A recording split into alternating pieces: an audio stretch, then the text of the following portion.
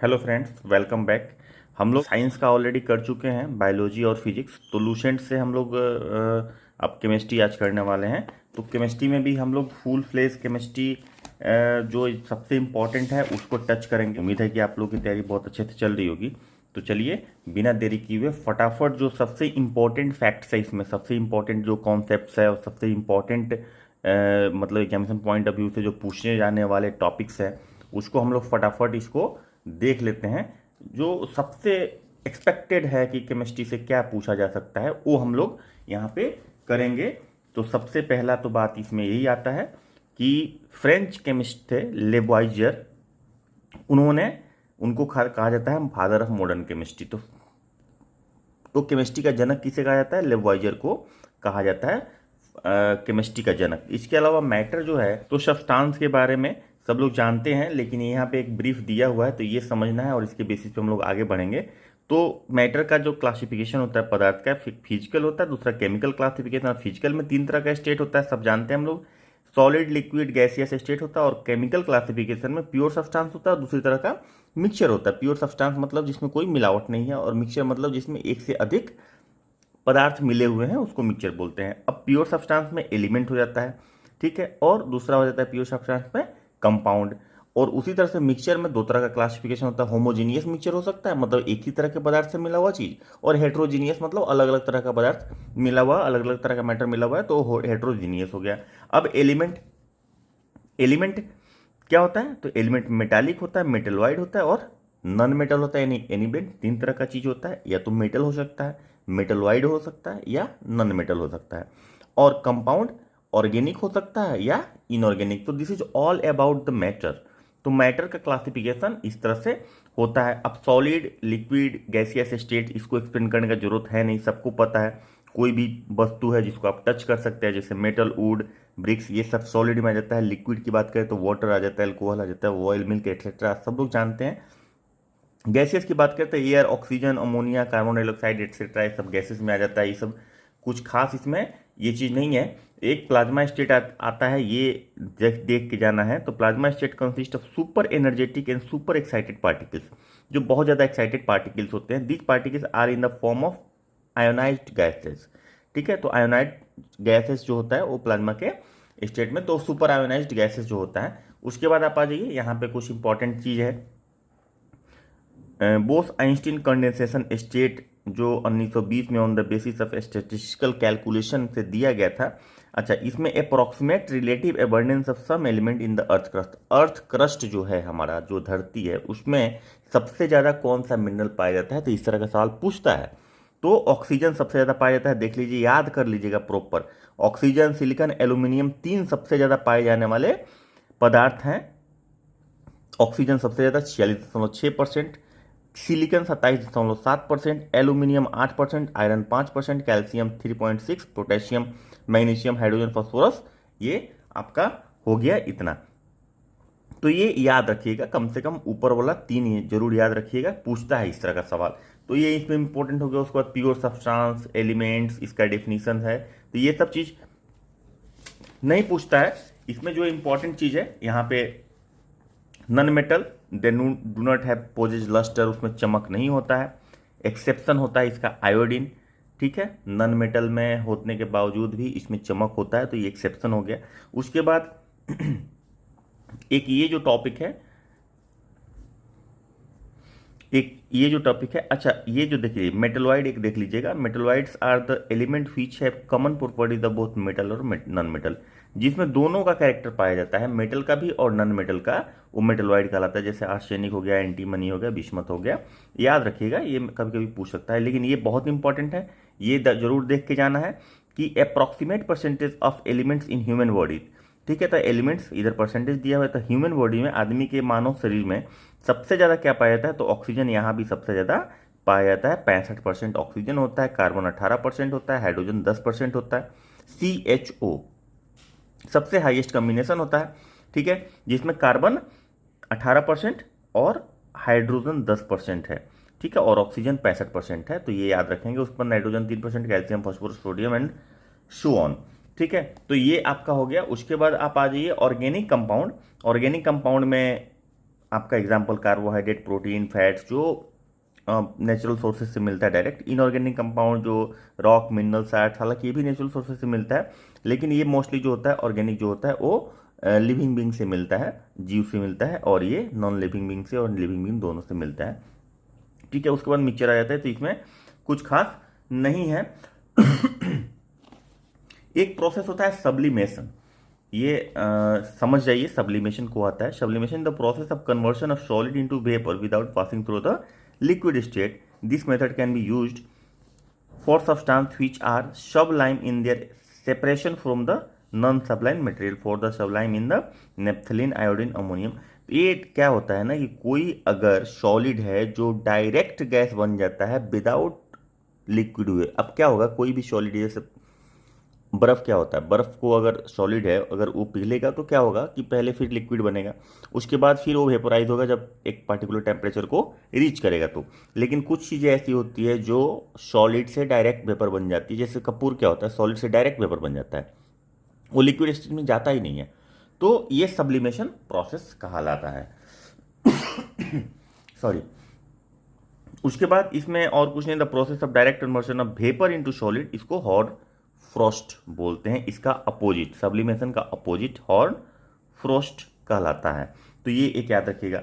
उसके बाद आप आ जाइए एटॉमिक स्ट्रक्चर में। हम वही चीज़ डिस्कस कर रहे हैं आपसे जो बहुत इंपॉर्टेंट है। डाल्टन एटॉमिक थ्योरी, डाल्टन साहब ने दिया था एटॉमिक थ्योरी, उन्होंने कुछ कंपाइलेशन दिया था थ्योरी के बारे में, कुछ एक्सप्लेनेशन किया था। Elements consist of minute indivisible indestructible particles called atoms. वैसा जो जिसको डिवाइड नहीं किया जा सकता है, जिसको तोड़ा नहीं जा सकता, उसको एटम्स करते हैं। और उसके बाद सो एंड सो फोर्थ उन्होंने एक्सप्लेन किया था। हम एटम को एक्सप्लेन नहीं करेंगे यहाँ पे, जो कॉन्सेप्ट वाली बात है, जहाँ पे समझने की या याद करने की बात है, वो चीज़ें हम लोग देखेंगे। तो यहाँ पे आज ये मोल, मोल के बारे में पूछता है। Mole is the collection of 6.023 into 10⁻23 particle. मतलब अगर किसी पार्टिकल का एक मोल की बात करते हैं तो एक मोल में कितना पार्टिकल होता है, तो एक मोल में 6.23 गुना 10⁻23 पार्टिकल होता है। एक मोल बराबर इतना पार्टिकल। जैसे कहते हैं कि एक दर्जन में कितना आम होता है, तो एक दर्जन में 12 आम होता है। उसी तरह से एक मोल में कितना पार्टिकल होता है, तो एक मोल में इतना 6.023 इंटू 10⁻23 पार्टिकल्स होता है। तो एक मोल एटम में इतना एटम हो जाएगा, एक मोल मोलिकुल में इतना मोलिकुल हो जाएगा। ये याद रखिएगा पक्का। ये पूछता है Avogadro number. Number of 6.023 into 10⁻23 को ही एवोगाड्रो नंबर बोला जाता है, क्योंकि एवोगाड्रो साहब एक साइंटिस्ट थे, इन्होंने इस नंबर का खोज किया था। ठीक है, तो ये याद रखिएगा एवोगाड्रो नंबर ये है। एक मोल में कितना पार्टिकल होता है, एक मोल एटम में कितना पार्टिकल होता है, एक मोल मॉलिक्यूल्स में कितना पार्टिकल होता है, मोलिकुल होता है। तो ये याद रखिएगा, ये फिगर पूछता है। अगर पूछ देगा तो पक्का सीधा पूछेगा और सीधा आपका सही हो जाएगा। उसके बाद आप आ जाइए कि एटम के बारे में अगर हम लोग देख रहे हैं तो इसमें इलेक्ट्रॉन का कुछ कैरेक्टर्स आपको पता होना चाहिए। देखिए ये इस पे इलेक्ट्रॉन का साइन है E-1, मतलब कि इसके साथ -1 निगेटिव साइन है और वेट इसका 0 हो जाता है। तो इलेक्ट्रॉन को खोजा किसने था, पहला सवाल यहीं पे बनता है। तो जे थॉमस ने इलेक्ट्रॉन को खोजा था। आपका एक सवाल क्लियर हो गया। नेम जो दिया था स्टोनले ने दिया था, याद रखिएगा। 2 सवाल आपका हो गया कि नाम किसने दिया था, स्टोनले ने। खोजा कितने था, जे थॉमस ने। Relative charge on electron -1 unit होता है। इट इज एब्सोल्यूट चार्ज होता है -1.6 इंटू 10⁻19 कॉलम। ठीक है, और या फिर अगर इलेक्ट्रोस्टेट स्टेट यूनिट में देखेंगे तो -4.6 इंटू 10⁻10 ESU इलेक्ट्रोस्टैटिक यूनिट होता है। तो ये याद रखेंगे, खोजा कौन था, नाम दिया कौन था। ठीक है, उसके बाद रिलेटिव मास जनरली नहीं पूछता है, लेकिन एक नज़र लगा के AMU के फॉर्म में। और एब्सोल्यूट मास आपका 9.1 इंटू 10⁻28 ग्राम और 9.1 इंटू 10⁻31 kg हो गया। चार्ज की बात करें तो ये इतना होता है। उसके बाद आप आ जाइए, electron was obtained from the cathode ray experiment. तो किससे पाया गया था इलेक्ट्रॉन, तो कैथोड रे एक्सपेरिमेंट से पाया गया था। तो मेजर इसमें जो क्वेश्चन बनता है आपका 0.1, 0.3, 0.2 और 0.3 भी बनता है ये चार्ज वाला -1 में, तो वो याद ही रहेगा। लेकिन 6 नंबर 1 ये जो है, ये 6 नंबर ये इंपॉर्टेंट पॉइंट है, याद रखेंगे। उसके बाद आप आ जाइए प्रोटॉन के बारे में थोड़ा जान लेते हैं। प्रोटॉन में देखिए 1 unit charge, 1 unit weight. Proton किसने डिस्कवर किया था? तो गोल्डस्टीन ने डिस्कवर किया था। पहला सवाल, नाम किसने दिया था? रदरफोर्ड ने दिया था। रदरफोर्ड एक्सपेरिमेंट हुआ था, तो रदरफोर्ड ने जब एक्सपेरिमेंट किया था, प्रोटॉन को पास करवाया था, बम्बार्डिंग करवाया था पार्टिकल का, तो उन्होंने प्रोटॉन का खोज किया था, ठीक है। सॉरी, नाम दिया था रदरफोर्ड ने, ठीक है। तो खोजा किसने था? गोल्डस्टीन ने। नाम किसने दिया? रदरफोर्ड ने। चार्ज कितना होता है? उतना ही होता है जितना इलेक्ट्रॉन पे, यहाँ पे देखिए माइनस की जगह पे प्लस है बस, ठीक है।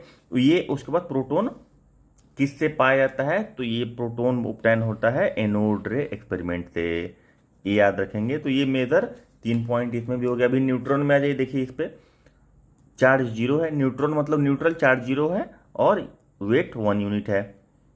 इसको जेम्स चैडविक ने खोजा था, ठीक है। और चार्ज इसका न्यूट्रॉन का 0 होता है। और एब्सोल्यूट मास की बात करें तो 1.67 इंटू 10⁻24 ग्राम केजी में करेंगे, तो यहाँ पे माइनस फर्दर 3 और ऐड हो जाएगा, तो ये हो जाएगा -27 ग्राम। उसके बाद अब आप आ जाइए एटॉमिक नंबर। तो ये इंपॉर्टेंट इसमें जो बातें थी 1, 2 और चार्ज वाली बात एक याद रखेंगे। और बाकी अब आ जाइए एटॉमिक नंबर पे। Atomic number of proton and electron in the atom of element is called atomic number. Number of proton और इलेक्ट्रॉन दोनों में से कोई किसी का नंबर एक साथ जो कहलाता है वो इलेक्ट्रॉनिक नंबर कहलाता है, एटॉमिक नंबर कहलाता है। उसको जेड से डिनोट करते हैं, Z is equal to E is equal to P हो जाता है। वहीं मास नंबर की बात करेंगे तो sum of number of proton and neutron in the atom, यानी कि न्यूट्रॉन और प्रोटॉन का अगर नंबर जोड़ते हैं तो उससे जो आता है वो मास हो जाता है, ठीक है। तो ऊपर में मास नंबर और नीचे में एटॉमिक नंबर लिखा हुआ रहता है। ये फार्मूला जो दिया हुआ है, एक्चुअली यहाँ पे 11 प्रोटॉन है, ठीक है, 11 ही इलेक्ट्रॉन है, ठीक है। और यहाँ पे 23 मास नंबर है, तो 23 में से 11 माइनस कर देंगे तो यहाँ पे जो 12 बचेगा, तो 12 क्या हो गया आपका, यहाँ पे जो फार्मूला निकाला है वो हो गया न्यूट्रॉन का संख्या। तो कभी कभी ऐसे पूछता है, लेकिन ऐसा नहीं पूछेगा, लेकिन याद रखना है, अपना समझ के जाना है। Isotopes, there are atom of having the same atomic number but different mass number, यानी कि नीचे वाला सेम रहेगा और ऊपर वाला मास नंबर, तो उसको क्या बोलते हैं? आइसोटोप्स बोलते हैं। उसका मास नंबर कम बेस होगा, लेकिन एटॉमिक नंबर जो है वो बराबर हो गएगा। जैसे कार्बन 6 है, सब कार्बन 6 नंबर का ही इसका एटॉमिक नंबर होता है, लेकिन कार्बन 12 भी होता है, कार्बन 13 भी होता है, कार्बन 14 भी होता है, ठीक है। इसको डेटिंग के लिए यूज किया जाता है, मतलब कि एज जानने के लिए, मैटर का एज जानने के लिए यूज किया जाता है। हाइड्रोजन में भी है, हाइड्रोजन 1, हाइड्रोजन 2 वेट और हाइड्रोजन 3, ठीक है। तो इस तरह से है। उसके बाद आइसोबार देख लीजिए, तो आइसोबार क्या कहलाता है? These atoms are of the element having same mass number different atomic number. अब नीचे वाला अलग अलग रहेगा, आर्गन है, पोटेशियम है, कैल्शियम है, ये तीनों का अलग अलग है, चूंकि तीनों अलग अलग एलिमेंट है, लेकिन इसमें 18 है, इसमें 19 है, इसमें 20 है, लेकिन ऊपर में एटॉमिक मास सबका सेम है। तो ये हो गया आइसोबार। आइसोटोन्स क्या होता है? These are atoms of different elements having the same number of neutron, जिसका आइसोटोन मतलब सेम नंबर ऑफ न्यूट्रॉन्स हो जाएगा, ठीक है। मास नंबर सेम अलग होगा, आपका मास नंबर अलग होगा, उसके बाद एटॉमिक नंबर भी अलग होगा, लेकिन अगर दोनों का डिफरेंस निकाल के न्यूट्रॉन का नंबर निकालेंगे तो सेम आ जाएगा। यहाँ पे 8 आता है, यहाँ पे माइनस करने पर 7 आता है, और यहाँ पे भी सॉरी यहाँ पे भी 8 आता है, यहाँ पे भी 8 आता है। तो number of neutron in all these elements are same, that is 8। तो ये क्या हो गया? आइसोटोन्स हो गया। तो आइसोटॉप्स, आइसोबार, आइसोटोन्स, ये याद रख के जाएंगे। आइसो इलेक्ट्रॉनिक, ये भी एक टर्म है। These are the atoms molecule ion containing the same number of electron, तो आइसो इलेक्ट्रॉनिक्स हो जाता है। उसके बाद इसमें कुछ खास नहीं है। Rutherford method of model of an atom, तो एटम में को उन्होंने क्लासीफाई किया था, वो कैसे था, लेकिन कुछ यूनिट है, यूनिट कभी कभी हम लोग भूल जाते हैं। जैसे वेवलेंथ है, तो वेवलेंथ क्या होता है? लैम्डा से डिनोट करते हैं उसको। 2 कंसेक्यूटिव क्रेस्ट और ट्रॉफ इज कॉल्ड लैम्डा, यानी कि यहाँ से लेके यहाँ तक, एक ऊपर एक नीचे गया फिर ऊपर आया, तो यहाँ से यहाँ तक के बीच में जो डिस्टेंस होता है उसको लेमडा यानी कि वेवलेंथ बोलते हैं, ठीक है। और इसको हम लोग एंगस्ट्रॉम में लेंथ को मीटर में करते हैं, तो एंगस्ट्रॉम चूंकि स्मॉलेस्ट यूनिट होता है 10⁻10 होता है, याद रखिएगा। नैनोमीटर में अगर 10⁻9 होता है, एंगस्ट्रॉम में 10⁻10 होता है, माइक्रोन में 10⁻6 होता है, कभी कभी पूछ जाता है। पिकोमीटर में 10⁻12 होता है, नैनोमीटर में 10⁻, ये यूनिट याद रखिएगा, पूछता है। फ्रीक्वेंसी क्या होता है? Number of waves passing through a point in a second is called frequency. मतलब कि एक जो वेव है, अब वेव यहाँ से यहाँ तक है, तो वो एक पर्टिकुलर पॉइंट से कितने सेकेंड में, एक सेकेंड में कितना वेव वहाँ से पास कर रहा है एक पर्टिकुलर पॉइंट से, उसको फ्रीक्वेंसी बोलते हैं, ठीक है। और इसको डिनोट करते हैं क्या चीज़ से? साइकिल पर सेकेंड और हर्ट्ज से डिनोट करते हैं। साइकिल पर सेकेंड हमेशा 1/सेकेंड रहेगा, ठीक है। तो ये हो गया आपका वेव नंबर। वेव नंबर जो आपका हो जाता है number of wave length which can be accommodated in 1 centimetre length along the direction of propagation is called wave number. 1 centimetre में जितना एकोमोडेट हो सकेगा in the direction of propagation, जिस डायरेक्शन में वेव चल रहा है उस डायरेक्शन में, उसको आपको बोलेंगे। तो देखिए यहाँ पे एक फार्मूला होता है, C equal to V into lambda, यानी कि C यहाँ पे क्या है? वेलोसिटी ऑफ लाइट है, और वेलोसिटी ऑफ लाइट होता है 3 × 10⁸ मीटर पर सेकेंड, ठीक है। यानी कि वो एक सेकेंड में 3 × 10⁸ मीटर का दूरी तय करता है लाइट की वेलोसिटी, ठीक है। तो लाइट का ये वेलोसिटी हो गया। तो C equal to V into lambda ऐसा होता है। उसके बाद Planck's quantum theory of radiation. तो रेडिएशन में हम लोग ये देख लेते हैं कि हमारा जो भीप गियोर एक है, भीप गियोर ये याद रखिएगा, भीप से क्या होता है? Violet, indigo, blue, green, yellow, orange, red. तो इधर जाएंगे, यहाँ से अगर इस तरफ जाते हैं, मतलब टुवर्ड्स भी की तरफ जाएंगे, तो क्या बढ़ेगा? आपका फ्रीक्वेंसी बढ़ेगा, एनर्जी बढ़ेगा लाइट का। जहाँ पे एनर्जी ज़्यादा होगा वहाँ पे फ्रीक्वेंसी ज़्यादा होगा, यानी frequency directly proportional to energy, ठीक है। तो इधर बढ़ेगा और इधर जाएंगे तो वेवलेंथ बढ़ेगा, और वेवलेंथ जैसे ही बढ़ेगा तो एनर्जी कम होगा। वेवलेंथ इन्वर्सली प्रोपोर्शनल, उल्टा प्रोपोर्शनल होता है, ठीक है। तो एनर्जी से, तो यहाँ पे क्या हो जाता है? जैसे इधर से इधर जाते हैं तो ब्लू होते जाता है, देखिए थोड़ा एनर्जी बढ़ते जाएगा। ये जब एक सनलाइट को पास करते हैं प्रिज्म से, जैसे देखिए व्हाइट लाइट को ये पास किया है प्रिज्म से, तो ये टूट जाता है, और ये ऐसे टूटता है। स्क्रीन एक लगा हुआ है तो यहाँ पे आपको दिखेगा ऊपर रेड आता है, और सबसे ज़्यादा डेविएशन किस में आया है? देखिए ये रेड में थोड़ा सा डेविएशन है, लेकिन सबसे ज़्यादा डेविएशन किस में है? ब्लू लाइट, वायलेट लाइट में, ब्लू बोल रहे हैं, वायलेट लाइट में सबसे ज़्यादा डेविएशन है, सबसे ज़्यादा एनर्जी इसके पास होता है। तो ये कभी कभी सीरीज पूछता है कि वेवलेंथ कैसे बढ़ता है, रेड की तरफ ज़्यादा होता है कि वायलेट की तरफ, इसमें से दे देगा। तो भिब गियोर, इसको शॉर्ट में हम लोग पढ़ते हैं VIB, भिब, GYOR, भिब गियोर। तो भिब गियोर मतलब इधर से इधर जाएंगे तो लैम्डा बढ़ेगा, आपका वेवलेंथ बढ़ेगा, एनर्जी कम होगा। इधर से इधर जाएंगे तो वेवलेंथ कम होगा और एनर्जी बढ़ेगा। तो ये याद रखना है। अब इसमें से कोई भी दो मान लीजिए दे दिया, रेड और वायलेट दे दिया, तब तो क्लियर है, इसका एनर्जी कम होगा, इसका ज़्यादा होगा, ये याद रख लेना है और कुछ नहीं। देखिए यहाँ पे एनर्जी का भी फार्मूला दिया हुआ है, is directly proportional to V, frequency है यहाँ पे V, ठीक है। यानी कि V बढ़ेगा तो एनर्जी बढ़ेगा, या एनर्जी बढ़ेगा तो V बढ़ेगा, ठीक है। और लैम्डा से ये इन्वर्सली प्रोपोर्शनल है। देखिए एनर्जी बढ़ेगा, लैम्डा घटेगा, यानी कि वेवलेंथ कम होगा अगर एनर्जी बढ़ेगा। तो ये हो गया आपका। उसके बाद जीमेन इफेक्ट, स्टार्क इफेक्ट, ये सब कुछ खास इंपॉर्टेंट नहीं है, याद रखने वाला चीज़ नहीं है, लेकिन फिर भी देख लीजिए। When spectral line obtain from atomic spectra are placed in magnetic field, they are split into number of fine line, is called Zeeman effect.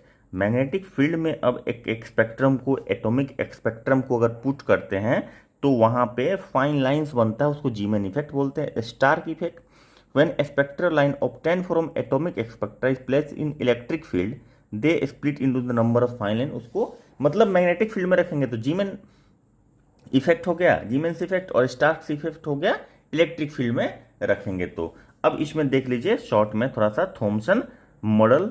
तो प्लम पर्लिंग मॉडल को थॉमसन मॉडल बोलते हैं, Rutherford nuclear energy, Bohr model concept of quantization of energy, उसके बाद Planck's quantum theory, photon and quanta, Sommerfeld model, orbital, elliptical और spherical. उसके बाद de Broglie equation, dual nature of electron, Heisenberg uncertainty principle जो होता है वो exact position and momentum cannot be determined simultaneously, ठीक है। उसके बाद Schrodinger wave equation, wave nature of electron, ये हो गया। तो बाकी फोटो इलेक्ट्रिक इफेक्ट में इसमें ज़्यादा कुछ खास है नहीं, तो इसमें हम लोग थोड़ा सा आगे इसके और आगे बढ़ेंगे, क्योंकि हमें कम से कम समय में ज़्यादा चीज़ें कवर करनी है। ये आप इलेक्ट्रॉनिक कॉन्फ़िगरेशन है एटम का, जैसे हाइड्रोजन का 1s1 है, ठीक है ना, 1s2, 2s2, 2p3 है। ये नाइट्रोजन का है, चूँकि 7 होता है तो 4 और 3 7 p में 3 होता है। उतना डिटेल अभी एक्सप्लेन हम नहीं करेंगे, ये सब सवाल पूछेगा नहीं आपसे। पीटी में जो पूछेगा वो हम अभी यहाँ पे डिस्कस करेंगे। फिर बाद के कभी किसी क्लास में जब हम लोग नया शुरू करेंगे 68 का, तो उसमें हम लोग बहुत डिटेल से केमिस्ट्री भी पढ़ाएंगे और आप लोग उसको बहुत डिटेल से भी पढ़िएगा। लेकिन अभी हमें एग्जाम पॉइंट ऑफ व्यू से सोचना है। तो फादर ऑफ पीरियोडिक टेबल पहले देख लीजिए, याद रखिएगा। Father of periodic table Mendeleev ने दिया था। बहुत सारा एलिमेंट है, उसको कैसे क्लासीफाई किया जाए डिपेंडिंग अपॉन उसका नेचर, उसका जो कैरेक्टर्स है, उसके बेसिस पे किस तरह से उसको क्लासीफाई किया जाए। तो इन्होंने क्लासीफाई किए थे मेंडलीव ने, तो इसको बोलते हैं फादर ऑफ पीरियोडिक टेबल, याद रखिएगा। उसके बाद जेनेसिस ऑफ पीरियोडिक टेबल लेवाइजर ने क्लासीफाई किया था एलिमेंट मेटल और नॉन मेटल में। उसके बाद इन्होंने किया था, तो ये ज़्यादा इंपॉर्टेंट नहीं है, ट्राइड, लिथियम और आपको सोडियम, ये सब बहुत ज़्यादा इंपॉर्टेंट है नहीं। उसके बाद आप ये जरूर देख लीजिएगा इन अ पीरियोडिक टेबल क्या होता है। हॉरिजॉन्टल लाइन को पीरियड बोलते हैं और वर्टिकल लाइन को ग्रुप बोलते हैं, याद जरूर करके जाइएगा, बहुत इंपॉर्टेंट है, पूछ देता है। In Mendeleev periodic table total number of period 7 and total number of group 9। तो 7 पीरियड है और 9 ग्रुप है, पीरियड 7 और ग्रुप 9, याद रखेंगे। 8 के बाद एगो जीरो नाम का भी है, वो क्या है, ग्रुप है। वर्टिकल लाइन क्या होता है, ग्रुप, और हॉरिजॉन्टल लाइन पीरियड। ये बहुत ही इंपॉर्टेंट चीज है, याद रखिएगा एग्जामिनेशन पॉइंट ऑफ व्यू से। डिफेक्ट्स हम लोग डिस्कस करेंगे नहीं, क्योंकि पीटी में इस तरह का सवाल पूछेगा नहीं, ठीक है। उसके बाद आप आ जाइए जो हमने पॉइंट आउट करके रखा है, ठीक है। 4 ब्लॉक एक्चुअली होता है, S block, P block, D block और एफ ब्लॉक।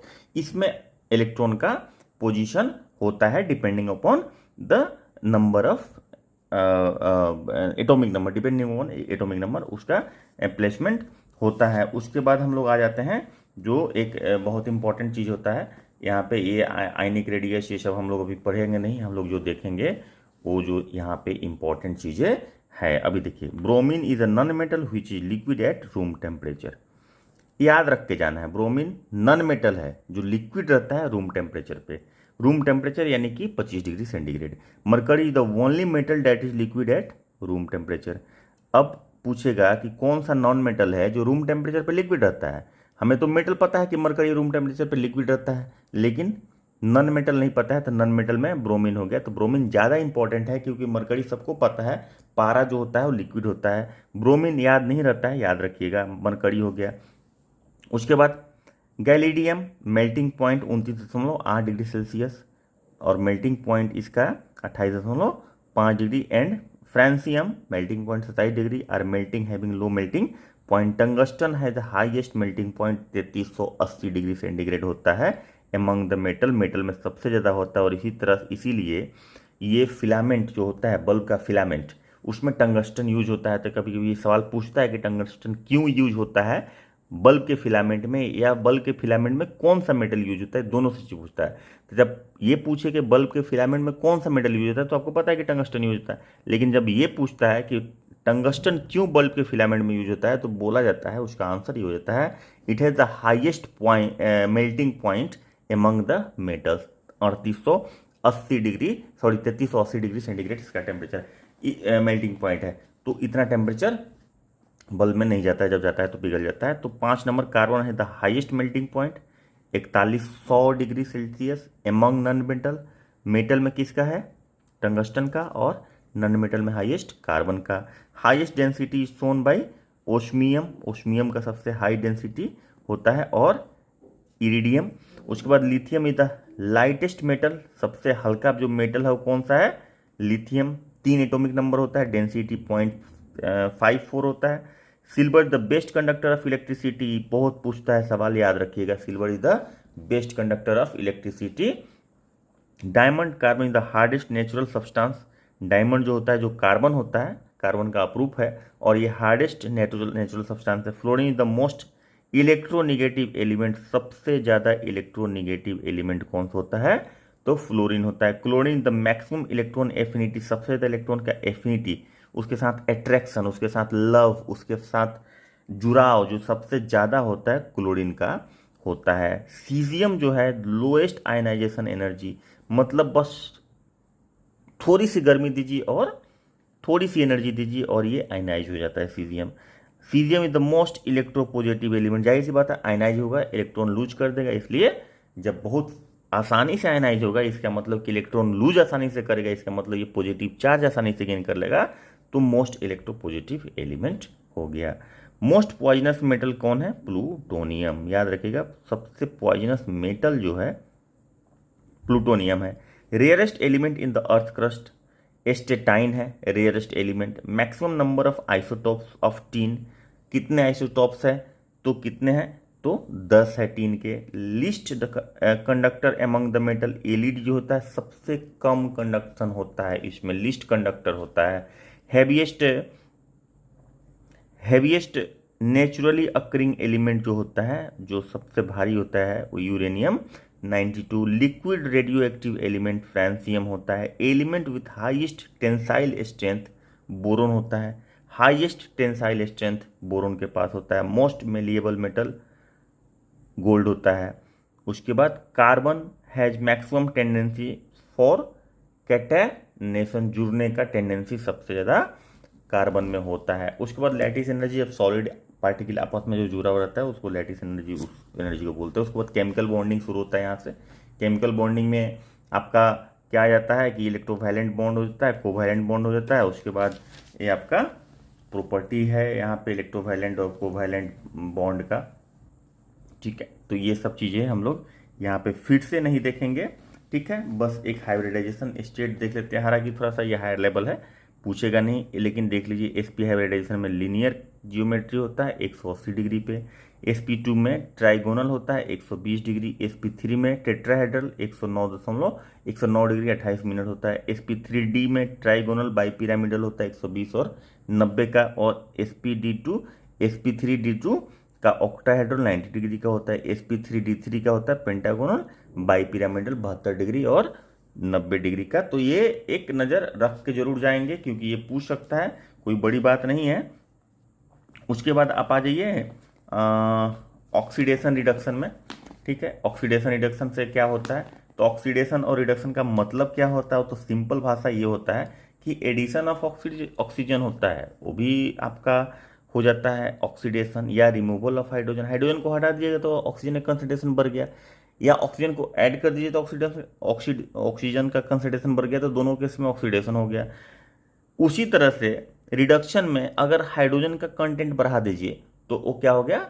रिडक्शन हो गया, या ऑक्सीजन का कंटेंट घटा दीजिए तभी हाइड्रोजन बढ़ गया तो रिडक्शन हो गया। लेकिन जो मॉडर्न कंसेप्ट कहता है वो ये कहता है कि loss of electron is called oxidation. Electron का लॉस होगा तो ऑक्सीडेशन होगा। कैसे होगा? उस पर पॉजिटिव चार्ज चढ़ जाएगा, ठीक है। उसी तरह से अगर गेन ऑफ इलेक्ट्रॉन होगा तो क्या हो जाएगा? रिडक्शन हो जाएगा, ठीक है। तो ये कॉन्सेप्ट है लॉस ऑफ ऑक्सीजन, हाइड्रोजन तो है ही, और इसके अलावा याद रखिए कि लॉस ऑफ अगर इलेक्ट्रॉन होगा, ठीक है, तो वो क्या हो जाएगा? ऑक्सीडेशन हो जाएगा। गेन ऑफ इलेक्ट्रॉन होगा तो रिडक्शन हो जाएगा, ठीक है। उसके बाद आप आ जाइए यहाँ पे सीधा rules for determination of oxidation number. Oxidation number of an atom is free state is 0। Free state में ऑक्सीडेशन नंबर 0 होता है, याद रखिए। Oxidation number of alkali metal lithium, sodium, potassium, caesium in molecule is always 1। इनका हमेशा से 1 होता है ऑक्सीडेशन नंबर, ठीक है। उसके बाद oxidation number of alkaline earth metal barium, magnesium, calcium, strontium, beryllium, तो ये हो गया आपका इसका ऑलवेज 2 होता है। ऑक्सीडेशन नंबर ऑफ हाइड्रोजन +1 -1 दोनों होता है। हाइड्रोजन आयन के फॉर्म में +1 हो जाता है, हाइड्राइड आयन के फॉर्म में -1 हो जाता है। ऑक्सीडेशन नंबर ऑफ ऑक्सीजन -2 हो जाता है, -1 पेरोक्साइड के केस में होता है और -1/2 होता है सुपर ऑक्साइड के केस में। तो ये देख के जाना है। बाकी इसमें कैलकुलेशन दिया हुआ है कि ऑक्सीडेशन नंबर कैसे निकालते हैं, तो ये हम लोग इसमें नहीं देखेंगे। उसके बाद आ जाता है सॉल्यूशन, और सॉल्यूशन में एक थोड़ा कुछ दिया हुआ है, ये हम देख लेते हैं कि क्या दिया हुआ है। नेचर, सॉल्यूट, सॉल्वेंट और एग्जाम्पल। ठीक है, तो नेचर क्या है? सॉलिड सॉल्यूशन, तो गैस सॉल्यूट हो गया और सॉल्वेंट क्या हो गया? सॉलिड हो गया। अगर सॉलिड सॉल्यूशन है तो इसका मतलब क्या है? देखिए, मतलब जो नेचर होता है वो नेचर किससे, सॉल्यूशन का नेचर डिसाइड किया जाता है सॉल्वेंट से।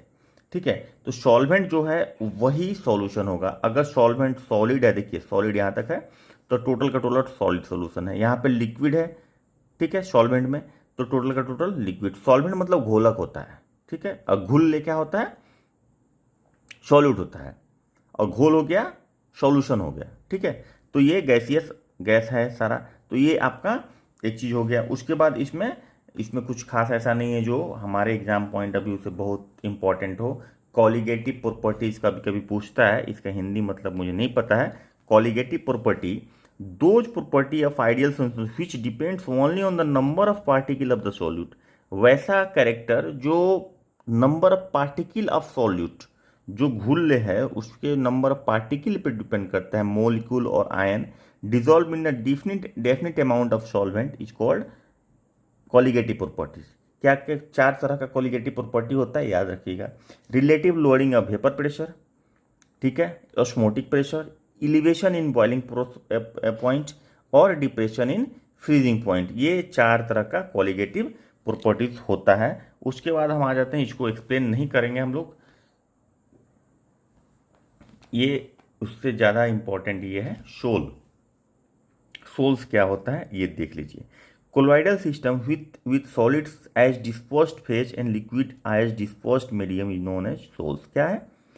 ऐसा कोलॉइडल सिस्टम जिसमें सॉलिड एज डिस्पर्स्ड फेज जो डिस्पर्स हो गया और लिक्विड एज डिस्पर्सन मीडियम, यानी कि लिक्विड में अगर सॉलिड मिक्स है ऐसे समझ लीजिए, तो वो सोल कहलाएगा। एरोसोल क्या है? एरोसोल में कोलॉइडल सिस्टम विथ सॉलिड और लिक्विड एज डिस्पर्स्ड फेज, जो डिस्पर्स है उसमें मिक्स है, और and gaseous the dispersion medium, यानी कि गैसियस गैस में मिला हुआ है, तो क्या हो जाएगा? एरोसोल हो जाएगा।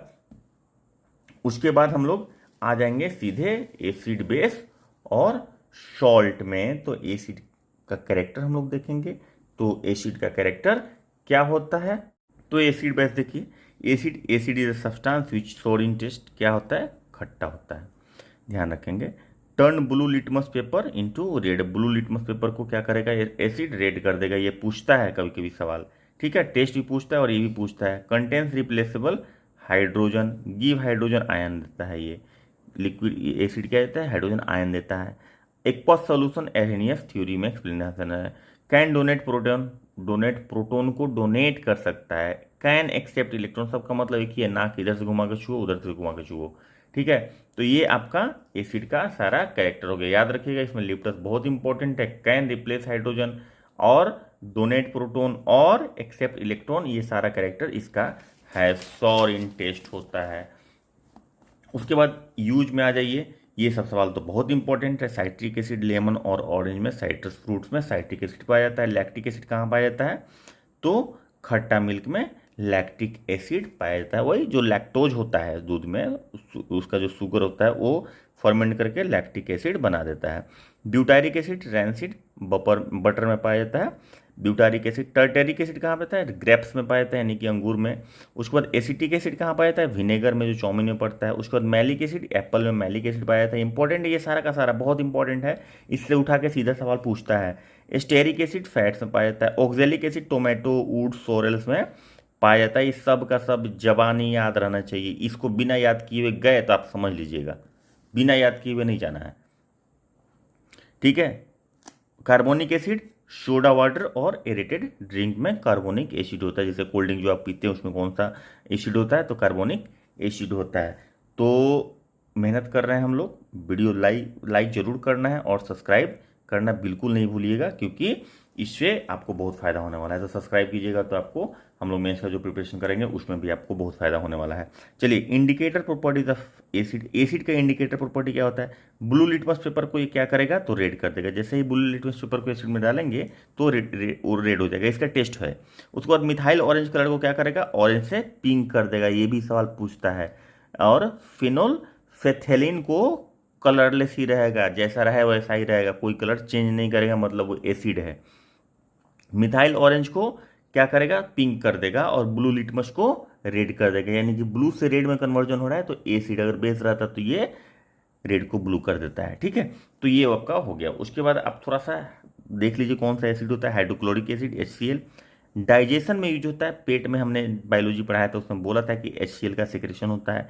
Nitric acid HNO3 use for purification of gold और सिल्वर का प्यूरिफिकेशन जो होता है वो एसिड में, इसी एसिड में वॉश किया जाता है। कंसनट्रेटेड सल्फ्यूरिक एसिड और nitric acid used to wash iron for its galvanisation. और जो एसिड बैटरी होता है वो जो गाड़ी उड़ी में रहता है ना, वो यही बैटरी होता है, H2SO4 कंटेंट करता है। Oxalic acid use to remove rust spot, oxalic acid use होता है। बोरिक एसिड किस लिए यूज किया जाता है? Constituent of eye wash boric acid use किया जाता है आंख के सफाई के लिए। Formic acid present red ants, जो चींटी सीधा चलती है ना, वो देखिएगा चींटी कभी भी एक दूसरे के पीछे चलेगी और लगातार चलेगी और कहीं पे उसका लाइन नहीं टूटेगा, तोड़ भी जी तब भी उसी लाइन में जाके जुड़ जाएगी, only due to formic acid उसमें वो सेक्रेट करती है, तो उससे अच्छा। यूरिक एसिड प्रेजेंट होता है यूरिन ऑफ मैमल्स में। अभी स्ट्रेंथ के बारे में, तो स्ट्रॉन्ग एसिड और वीक एसिड क्लासिफिकेशन करें तो हाइड्रा एसिड और ऑक्सी एसिड। ठीक है, हाइड्रा एसिड मतलब जो हाइड्रोजन की वजह से है, और ऑक्सी एसिड मतलब जिसमें ऑक्सीजन है। तो कंप्लीटली आयोनाइज जो हो जाता है वाटर में उसको स्ट्रॉन्ग बोलते हैं, और जो पार्शियली आयोनाइज होता है मतलब टूटता है आयन के फॉर्म में, उसको वीक एसिड बोलते हैं। तो इसमें HCl HNO3 H2SO4 रहता है, इसमें CH3COOH हो जाता है, H2CO3 हो जाता है, और HCOH हो जाता है। उसके बाद इसमें हाइड्रा एसिड में जिसमें हाइड्रोजन कंटेनिंग होता है, और ऑक्सी एसिड में तो ये कुछ नहीं है। अब बेसिसिटी ऑफ एसिड क्या होता है? The number of removable hydrogen ion from N acid is called basicity of the acid. मतलब कि नंबर ऑफ जितना रिमूवेबल आयन है, कौन आयन? तो हाइड्रोजन आयन, वो उसकी बेसिसिटी होती है। जैसे मान लीजिए HCl है, तो HCl में से कितना आप हाइड्रोजन आयन निकाल सकते हैं? एक निकाल सकते हैं, तो ये इसकी बेसिसिटी हो गई। अभी देख लीजिए थोड़ा सा यूज दिया हुआ है, तो यूज हम लोग को देखना बहुत जरूरी है, क्योंकि पूछ देता है HCl present in gastric juice, हम पढ़ा चुके हैं बायोलॉजी में, responsible for digestion.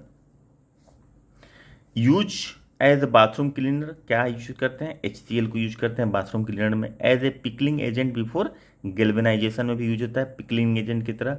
In the tanning of leather, leather के टैनिंग में कौन सा एसिड यूज होता है? HCl यूज होता है। In the dyeing and textile industry, textile industry में कौन सा एसिड यूज होता है? तो HCl यूज होता है। और in the manufacturing of gelatin from bones से जिलेटिन बनाने में भी कौन सा एसिड यूज होता है? तो HCl होता है। उसके बाद यूज ऑफ HNO3 देख लीजिए। In number of in the manufacture of fertilizer like ammonium nitrate, HNO3 use होता है। नाइट्रिक एसिड यूज होता है किसमें? फर्टिलाइजर बनाने के लिए। एक्सप्लोसिव बनाने के लिए TNT, ट्राइनाइट्रो ट्यूबुलिन जो होता है, ट्राइनाइट्रो TNT ट्राइनाइट्रो ट्यूबुलिन, तो उसको होता है आपको ट्राइनाइट्रो बेंजीन होता है। TNB पिक्रिक एसिड, ये ट्राइनाइट्रोफिनोल हो गया। तो ये जो सब है ये एक्सप्लोसिव है, और एक्सप्लोसिव में यूज किया जाता है कौन?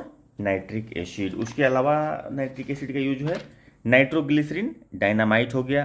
Found in rain water, first shower जो होता है बारिश का पहला, उसमें नाइट्रिक एसिड पाया जाता है।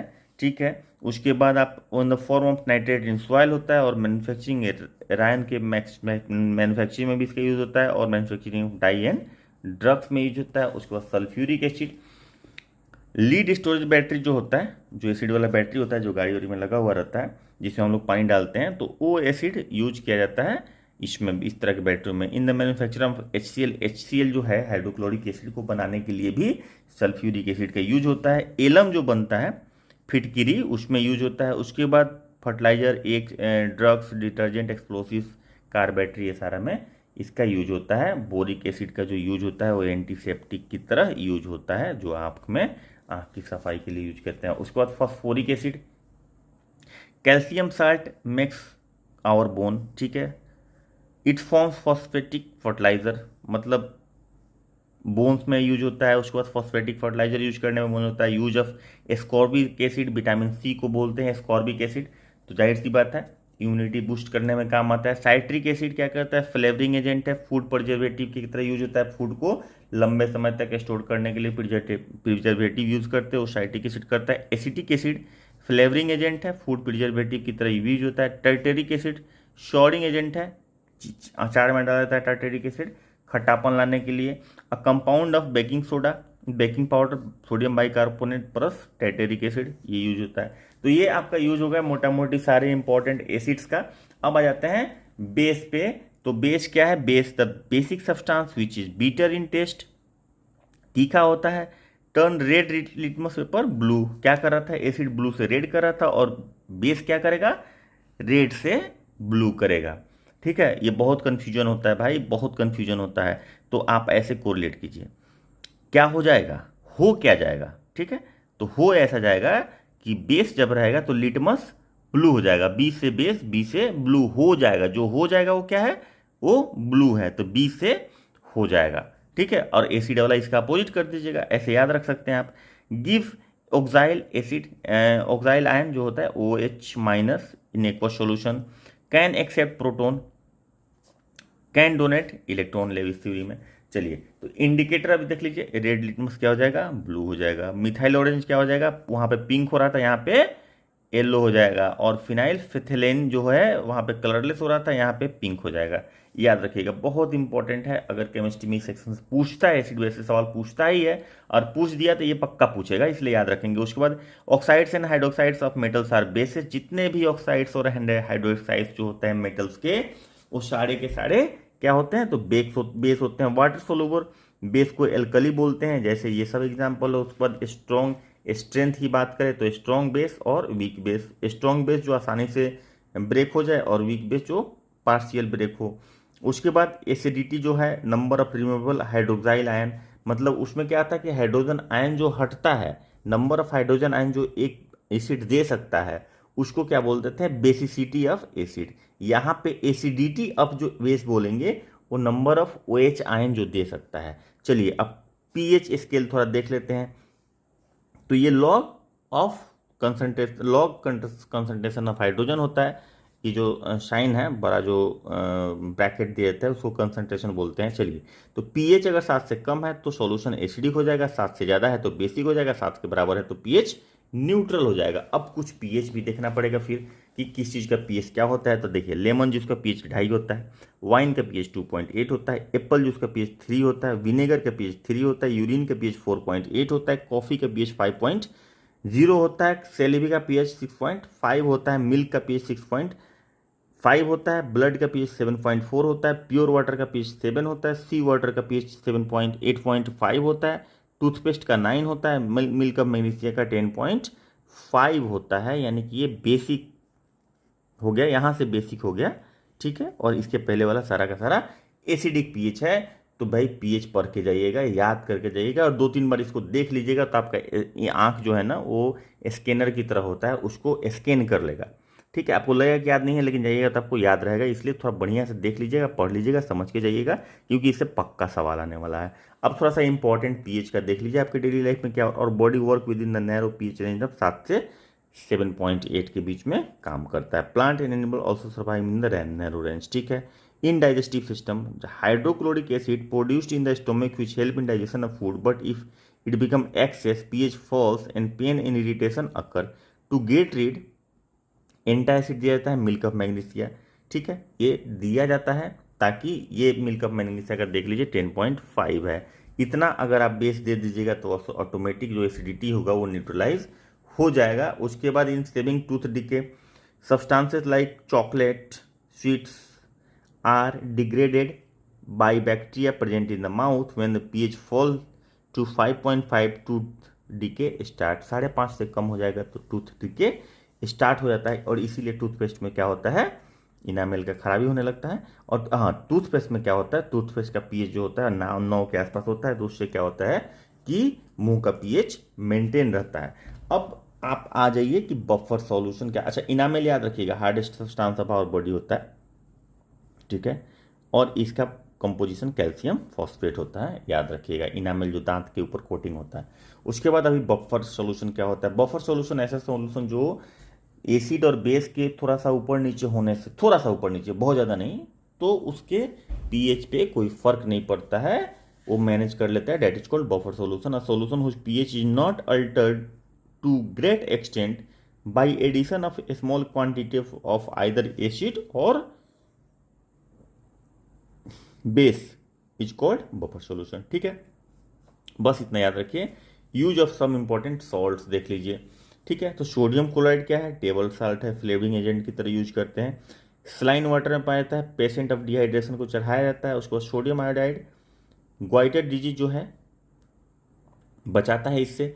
उसके बाद सोडियम कार्बोनेट वॉशिंग सोडा होता है, as washing soda manufacturing of glass में सोडियम कार्बोनेट यूज होता है। तो ग्लास मैन्युफैक्चरिंग में कौन क्या यूज होता है, तो ऑप्शन में रहेगा सोडियम कार्बोनेट, फटाक से मार दीजिएगा।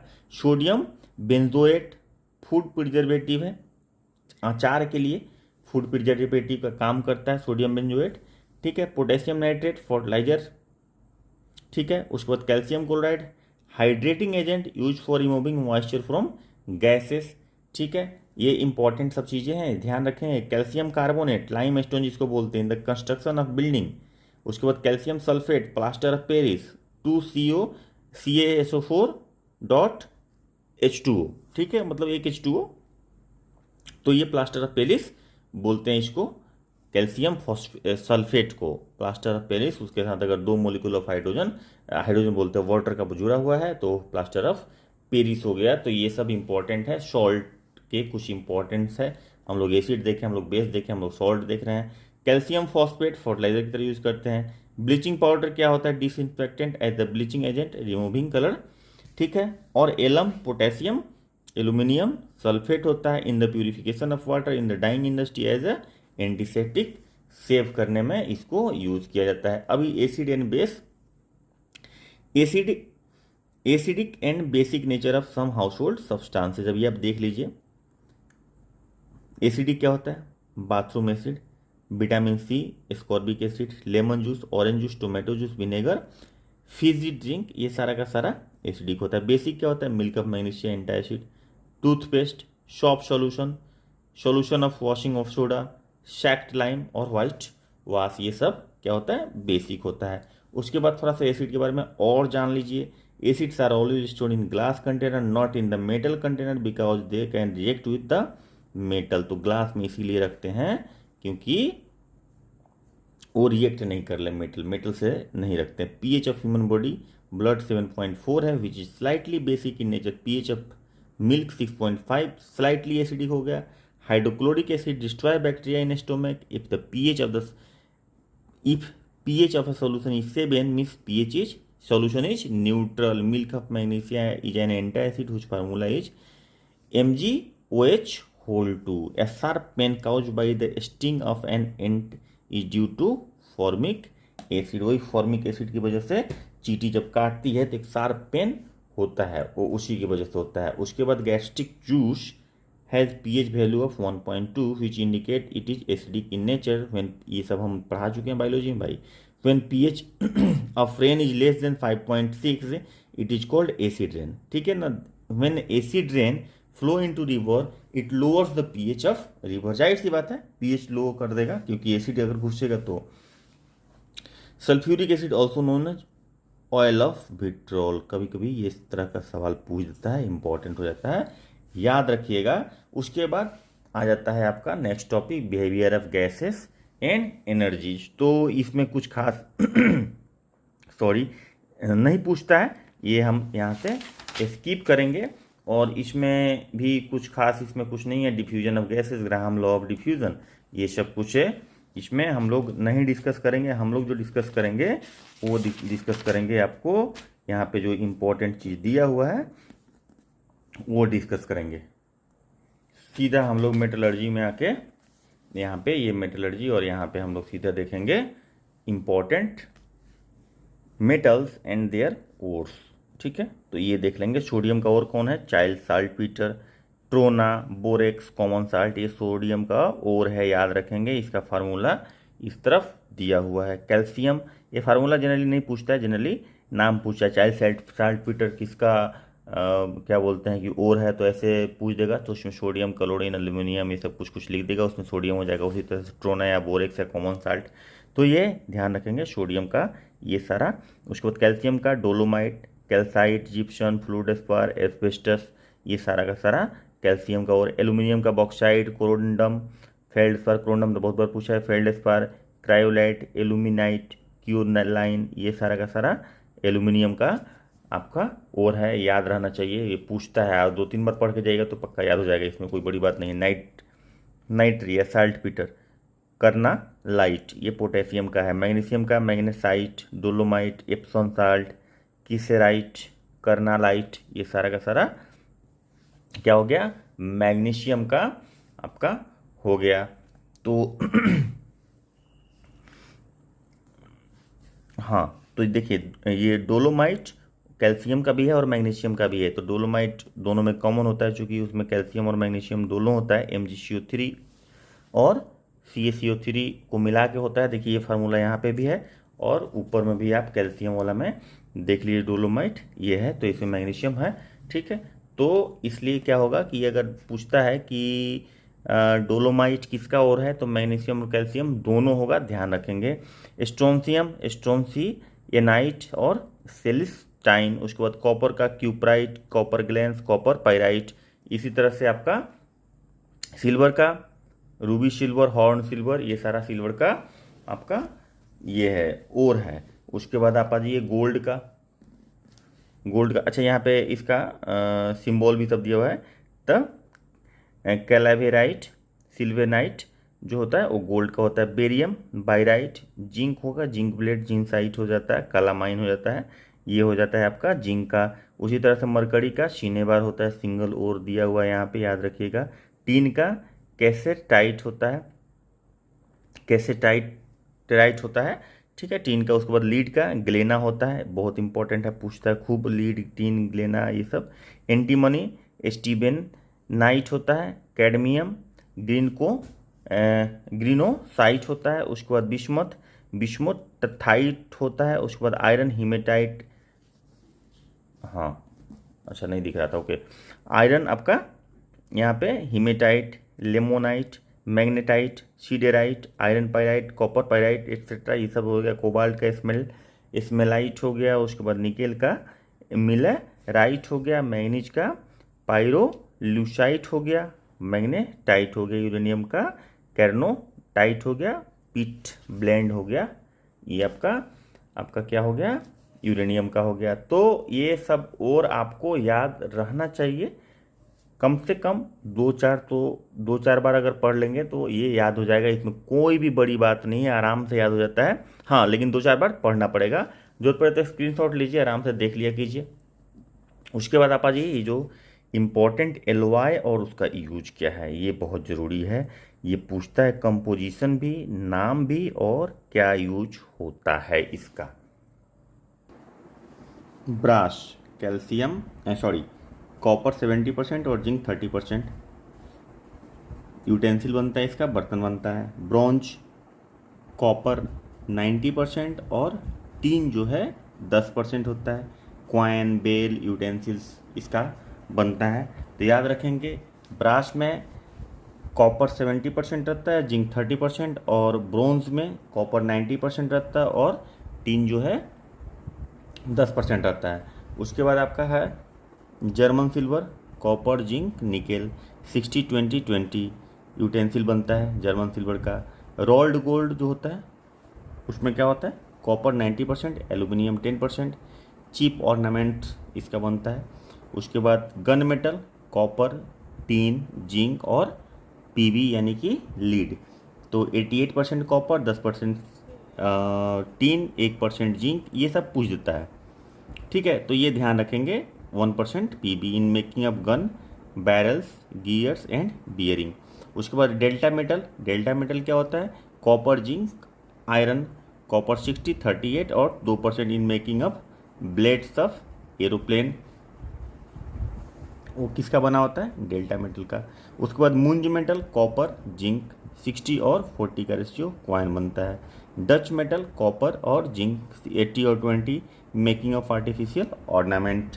उसके बाद Monel metal, copper 70, nickel 30% for base containing container. Rose metal क्या होता है, बिस्मथ, लीड और ये टीन 50%, 28% और 22% मेकिंग ऑटोमोबाइल ऑटोमेटिक फ्यूज। उसके बाद आपका आ जाता है शोल्डर, इसमें हो जाएगा आपका लीड और 50% टीन शोल्डिंग के लिए यूज करता है, शोल्डरिंग के लिए।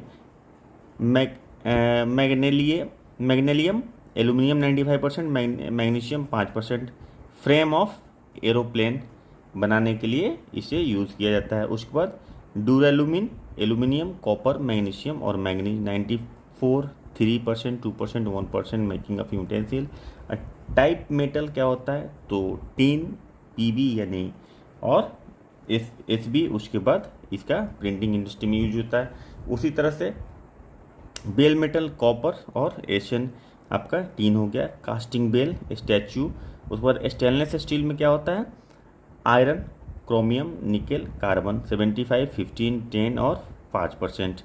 तो मेकिंग ऑफ यूटेंसिल है surgical cutlery. Nickel steel, iron 95% और nickel 5% for making electrical wire, auto mobile parts को बनाने के लिए यूज किया जाता है। तो ये आपका हो गया जो मेजर आपका क्या था, एलवाई था, याद रखिएगा उसको, वो पूछता है उसमें से एक आध सवाल तो पक्का रहेगा। उसके बाद compound of metal and non metal and their usages. अब फेरस ऑक्साइड क्या चीज के लिए होता है, ग्रीन ग्लास और फेरस साल्ट के लिए होता है। फेरोक्साइड Fe3O4 क्या होता है, इलेक्ट्रोप्लेटिंग के लिए यूज होता है। Of ornaments and formation of ferric salt. उसी तरह से फेरस सल्फेट यूज होता है डाई इंडस्ट्री में, मोहर साल्ट इसको बोलते हैं। उसके बाद फेरिक हाइड्रो ऑक्साइड जो होता है लेबोरेटरी रिजेंट की तरह यूज किया जाता है, मेडिसिन में इसका यूज होता है। उसी तरह से आयोडीन का जो यूज होता है एंटीसेप्टिक की तरह, making of tincture of iodine. Bromine जो है डाई इंडस्ट्री में यूज होता है और लेबोरेटरी रिएजेंट की तरह यूज होता है। क्लोरीन का भी वही है, फॉर्मेशन मस्टर्ड गैस बनता है, ब्लीचिंग पाउडर बनता है। तो ये पूछ देता है कि ब्लीचिंग पाउडर इसमें से या मस्टर्ड गैस बनाने के लिए इसमें से कौन सा इंग्रेडिएंट यूज होगा, तो उसमें से क्लोरीन हो जाता है। Hydrochloric acid HCl in the formation of aqua regia, HCl3:1 हो गया। HNO3 माने 3 पार्ट HCl का और 1 पार्ट HNO3 का।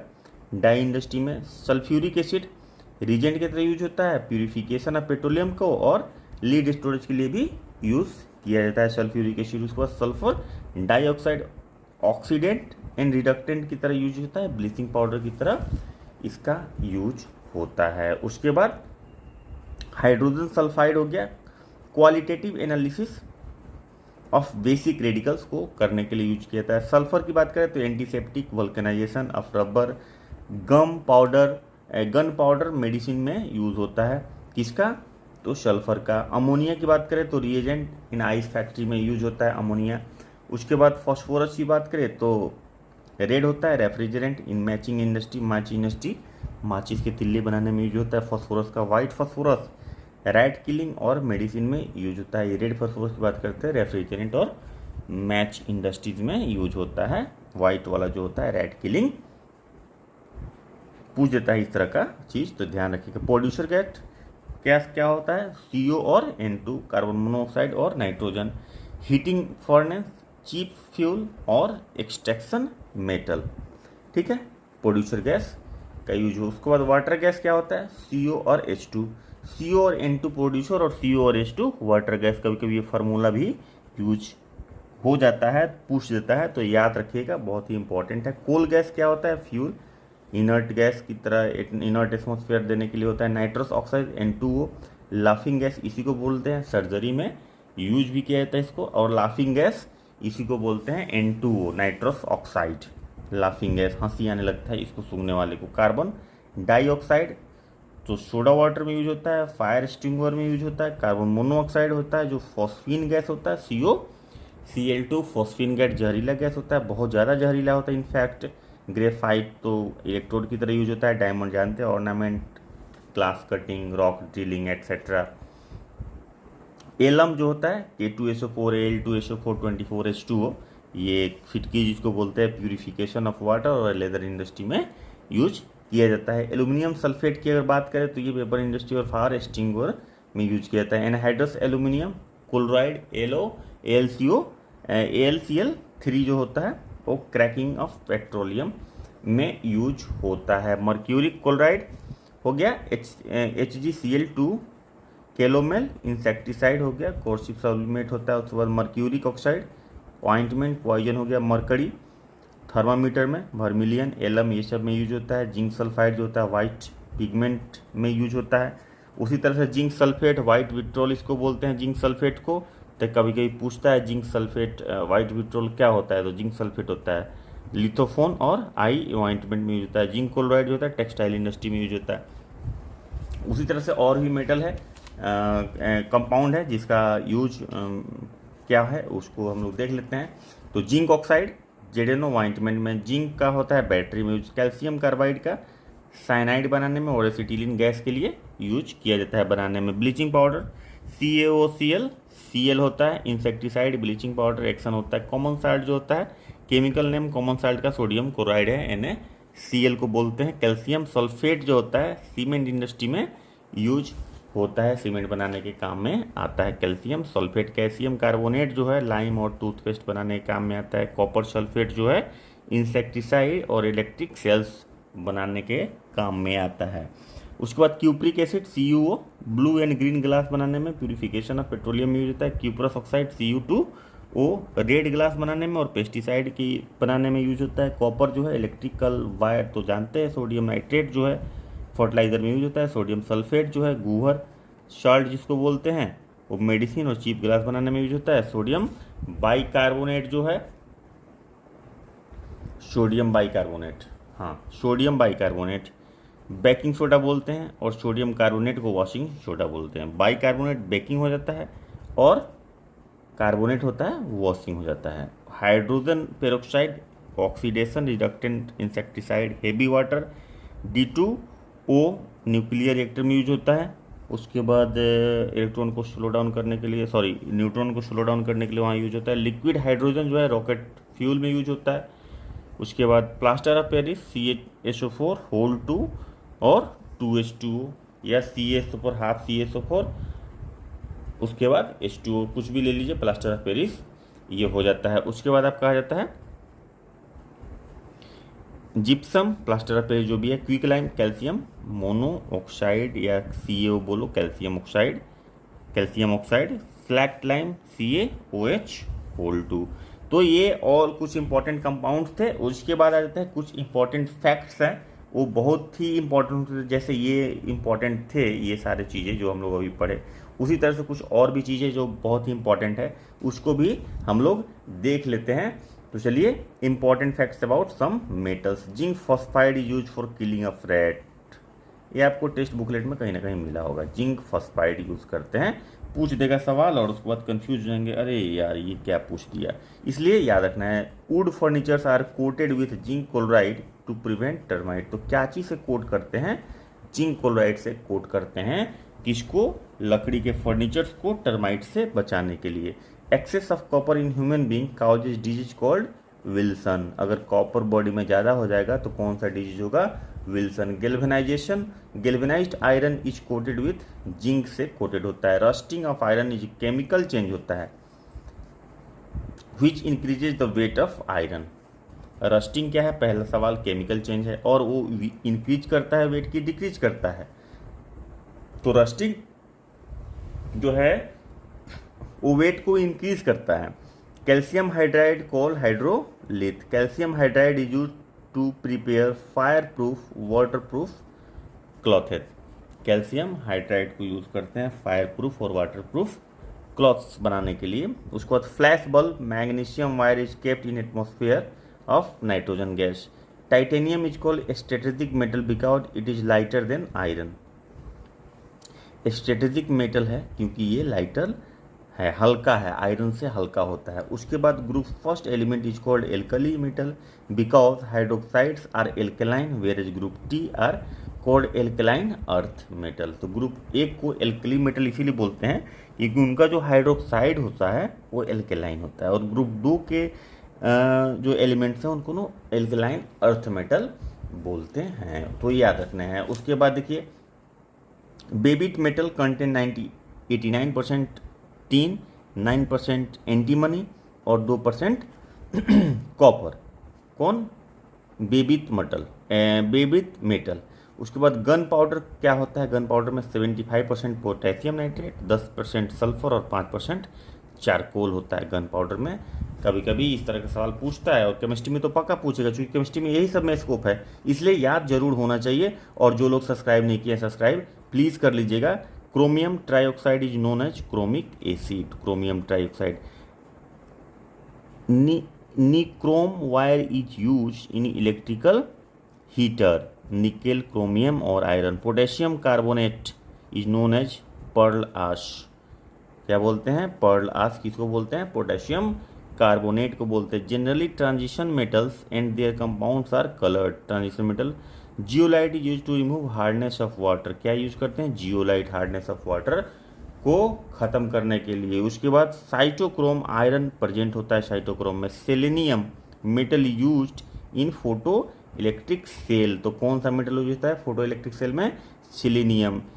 Gallium metal is liquid at, कहाँ? रूम टेम्परेचर पे लिक्विड होता है। Palladium metal is used in aeroplane. कहाँ पे यूज होता है प्लेडियम? एरोप्लेन में। Radium is extracted from pitch blende से एक्सट्रैक्ट किया जाता है रेडियम को। Wood. World famous Eiffel tower has steel and cement base. क्या क्या है? स्टील और सीमेंट का बेस बना हुआ। इस तरह का सवाल पूछता है। Actinides are radioactive elements. Actinides are. Cadmium rod is used in nuclear reactor to slow down the speed of neutron. Neutron के स्पीड को स्लो करने के लिए कैडमियम रड यूज करते हैं, जिसको कंट्रोल रड भी बोलते हैं, इलेक्ट्रॉन के स्पीड को स्लो करने के लिए। Sodium peroxide is used in submarine and also to purify the closed air in hospital. अच्छा। Cobalt is used in cancer treatment. Cobalt 60 को कैंसर ट्रीटमेंट में यूज करते हैं। Onion and garlic have odour due to potassium की वजह से, वो उनका जो महक होता है वो पोटेशियम की वजह से होता है। उसके बाद oxides of metals are alkaline होते हैं। Silver and copper are the best conductor of electricity. लेकिन सबसे बेहतर कौन है? सिल्वर है। Gold and silver are the most malleable metal होता है, जिसमें सबसे ज़्यादा मेलिएबल कौन होता है? गोल्ड होता है। मरकरी, मेलिएबल मतलब जो फैलाया जा सके।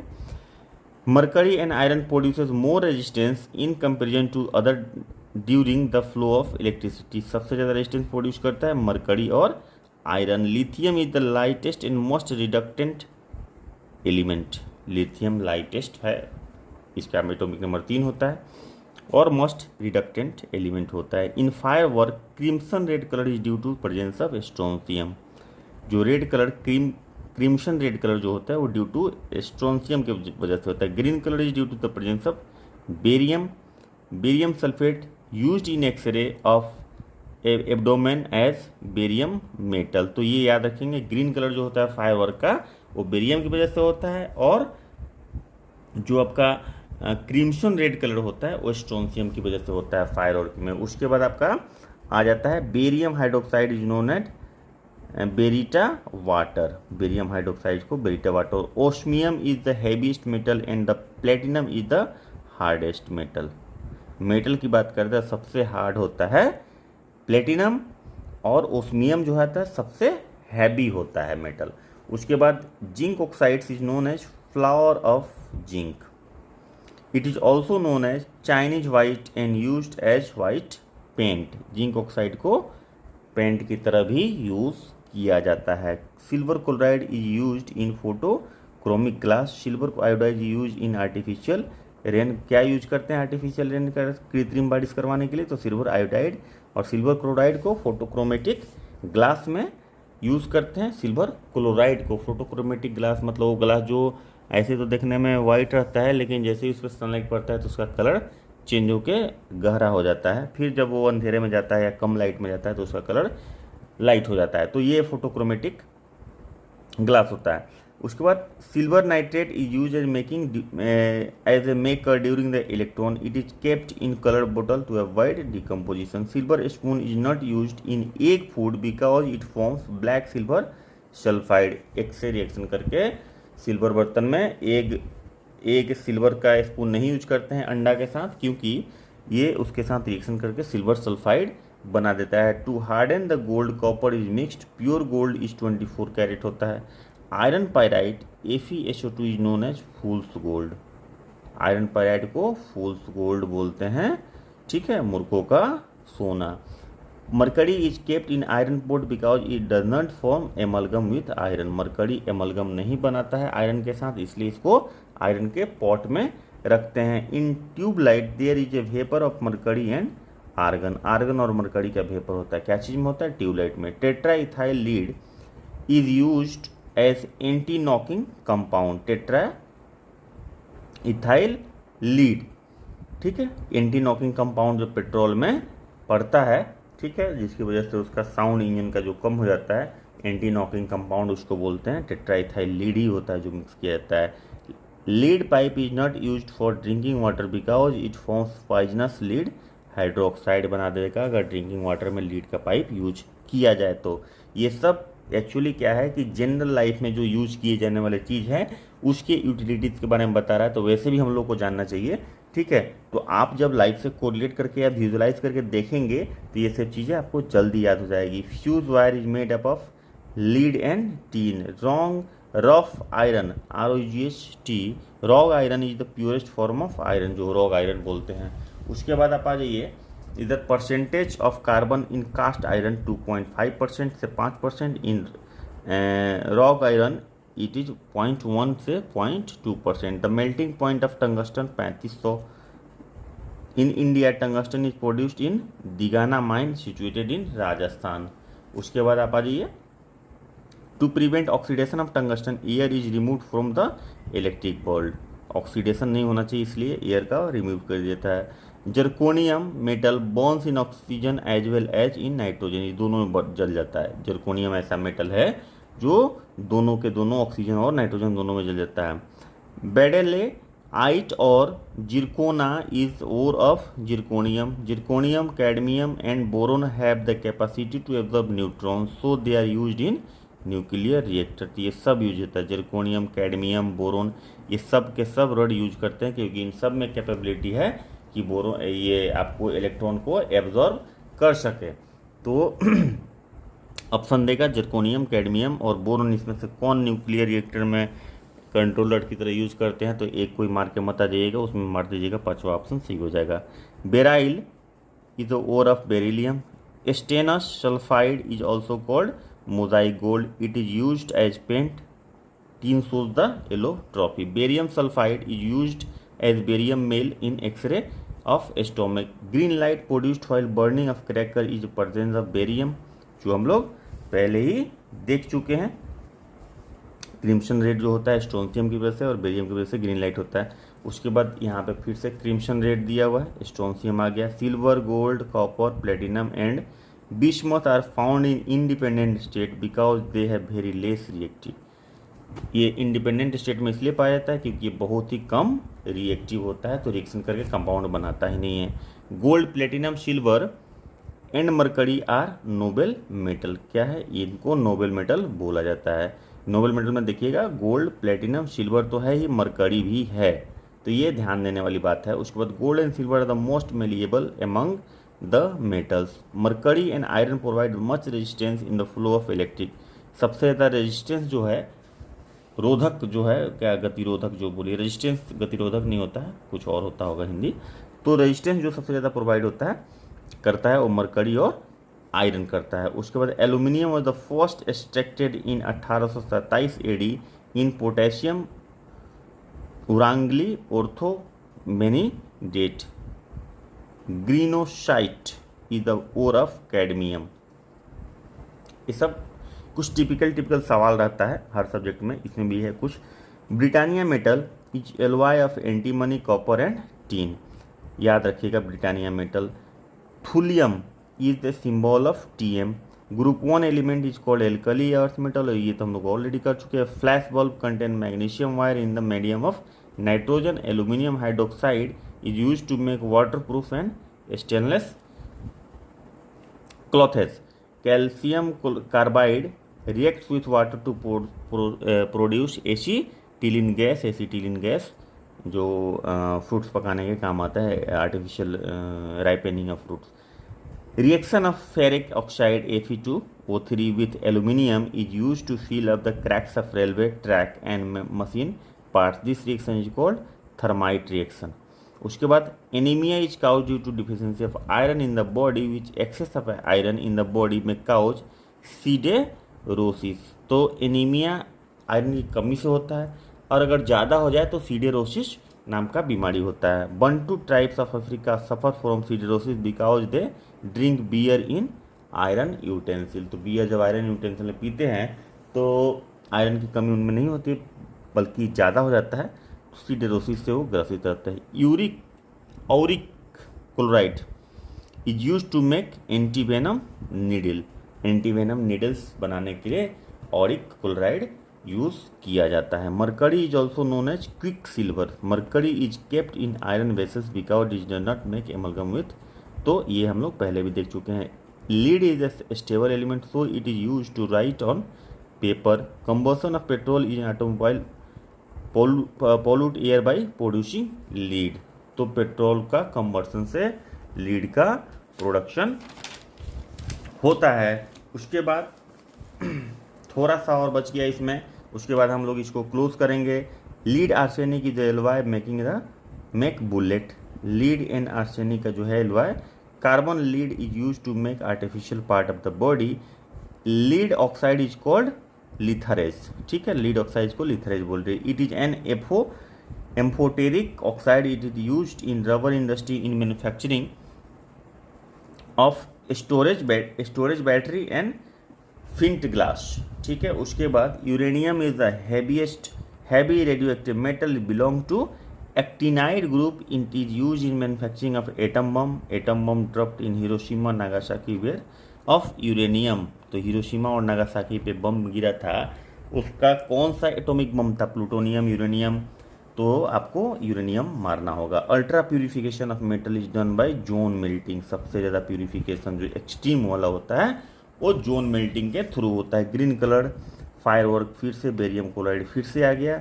Chemical name of bleaching powder is calcium hypochloride in its molecular formula CaOCl होता है। Sodium can be easily cut with knife. Sodium को नाइफ से काटा जा सकता है। सिल्वर इज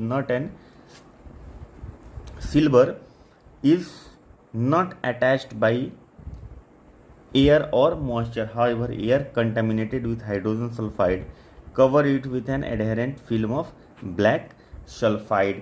तो ये आपका जो इधर इसमें मेटल नॉन मेटल का जो मेजर क्या बोलते हैं फैक्ट्स था, वो मेटल का एक्चुअली तो मेजर फैक्ट था, तो कंप्लीट हुआ। इसके बाद हम लोग यहाँ से नॉन मेटल शुरू होता है। तो नॉन मेटल में ज़्यादा कुछ हम लोग देखेंगे नहीं, बस इसमें सीधे आएंगे कुछ कॉमन फैक्ट्स है। उसके बाद सम इम्पोर्टेंट फैक्ट्स यहाँ पे आ जाता है।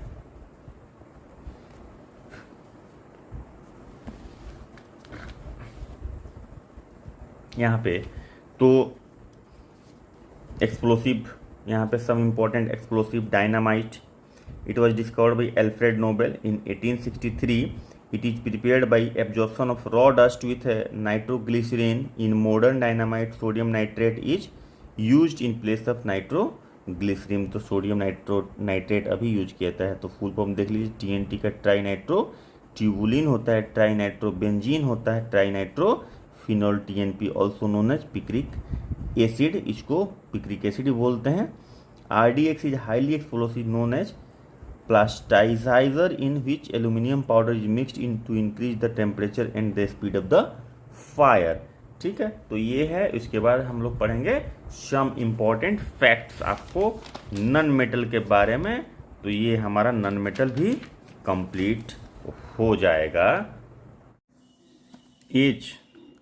As of fossils and archaeological excavation is determined by radio active carbon C14। तो कार्बन C14 से एज फोसिल्स का जाना जाता है और आर्कियोलॉजिकल एक्सकावेशन में इसका यूज होता है। Diamond has maximum refractive index and due to total internal reflection it has lustre. तो इसके पास, डायमंड के पास सबसे ज़्यादा रिफ्रैक्टिव इंडेक्स होता है और टोटल इंटरनल रिफ्लेक्शन की वजह से चमकता है डायमंड। पूछता है ना कि डायमंड क्यों चमकता है, तो ये टोटल इंटरनल रिफ्लेक्शन की वजह से डायमंड में चमक होता है। Chloroform is a sunlight form poisonous gas phosphine. Chloroform in sunlight forms poisonous gas phosphine. Chloroform को है अगर सनलाइट में रखते हैं तो फॉस्फीन गैस बनाता है जो कि पॉइजनस गैस होता है, COCl2 इसका फार्मूला होता है। To decrease the basicity of soil gypsum is use.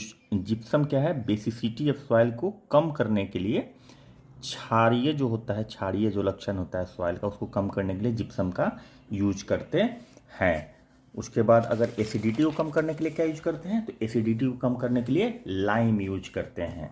ठीक है, तो ये दूसरा important, the preparation of talcum powder थियोफेस्टल मिनरल इज यूज। तो टेलकम पाउडर में क्या होता है, थियोफेस्टल मिनरल यूज होता है, याद रखेंगे, पूछता है सवाल। Potassium chloride is the most suitable for the removal of permanent hardness of water. Potassium chloride permanent hardness of water को रिमूव करने के लिए यूज किया जाता है। इस तरह का सवाल बहुत पूछता है। To avoid melting of ice gelatin is use. Gelatin लगाने से मेल्टिंग होना बंद हो जाता है आइस का। ठीक है, वीडियो अच्छी लग रही हो तो सब्सक्राइब करना बिल्कुल नहीं भूलिएगा और लाइक तो पक्का ही कर दीजिएगा। When dry ice is heated it is directly converted into gas. अगर ड्राई आइस है उसको अगर गर्म करते हैं तो डायरेक्ट वो गैस में कन्वर्ट हो जाता है। Saccharin is prepared from tubulin. Saccharin is prepared from tubulin, याद रखिएगा। Cream is a type of milk in which amount of fat is increased while amount of water decrease. Cream क्या है, जिसमें fat का amount increase करता है और water का अमाउंट डिक्रीज करता है। ये एक तरह का दूध ही है जिसमें फैट बढ़ जाता है और पानी कम हो जाता है। From 1 kg of honey bee 350 calorie energy is produce. 1 kg honey bee में 350 kg एनर्जी प्रोड्यूस करने का क्षमता होता है। N2O nitrous oxide is known as laughing gas. हंसने वाला गैस होता है, इसको छोड़ दीजिए और लोग हंसते रहेंगे। Bone contents about 58% calcium phosphate. Bone में सबसे ज़्यादा जो क्वांटिटी होता है कैल्शियम फॉस्फेट का होता है। Phosphine gas is used in voyage as Holmes signal. Phosphine gas जहरीला होता है बोयाग में, समुद्री जो यात्रा होती है उसमें होलेम सिग्नल के तरह यूज किया जाता है। Methyl isocyanate gas was released during Bhopal gas tragedy. तो ये पूछता है कि कौन सा गैस लीक हुआ था भोपाल गैस ट्रेजेडी में, तो मिथाइल आइसोसाइनेट लीक हुआ था। CO2 contributes the maximum phenomenal of global warming. पूछता है कि इसमें से, निम्नलिखित में से कौन सा गैस है जो ग्लोबल वार्मिंग के लिए सबसे ज़्यादा रिस्पॉन्सिबल है। उसमें आपको CO2 रहेगा, NO2 रहेगा, उसके बाद आपका SO2 रहेगा, सल्फर डाइऑक्साइड रहेगा, ओजोन रहेगा, ये सारा रहेगा। तो उसमें आपका CO2 हो जाएगा। मीथेन रहेगा, इसमें CO2 सबसे ज़्यादा रिस्पॉन्सिबल है, याद रखेंगे। Chlorine gas bleaches the colour of flower due to oxidation. Oxidation करने की वजह से कलर जो है वो ब्लीच कर जाता है। Chlorine is the greenish yellow gas. Green yellowish gas है ये। उसके बाद red phosphorus use in match industry. Red phosphorus जो है मैच इंडस्ट्री में यूज होता है। यूरिया में 46% नाइट्रोजन होता है, याद रखिएगा। पूछता है in the electrode plating of vessels NH4Cl is used. Power alcohol is prepared from mixing pure alcohol in benzene which is used as rocket fuel. Power alcohol इसी को बोलते हैं, बेंजीन यूज करते हैं तो रॉकेट फ्यूल में उसको use करते हैं। Artificial perfume are prepared from ethyl acetate. तो आर्टिफिशियल परफ्यूम कैसे, जो परफ्यूम बनता है जो मार्केट में आर्टिफिशियल ही होता है जनरली, और वो बनता कैसे है, तो उसको इथाइल एसीटेट से बनाया जाता है। Urea was the first organic compound synthesised in laboratory. Urea पहला ऑर्गेनिक कंपाउंड है, इसका फॉर्मूला क्या होता है, NH2CO NH2।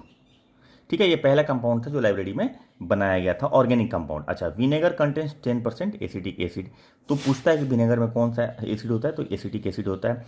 Acetylene is used for light production. Acetylene light production के लिए यूज किया जाता है। हाइड्रोजन एटम्स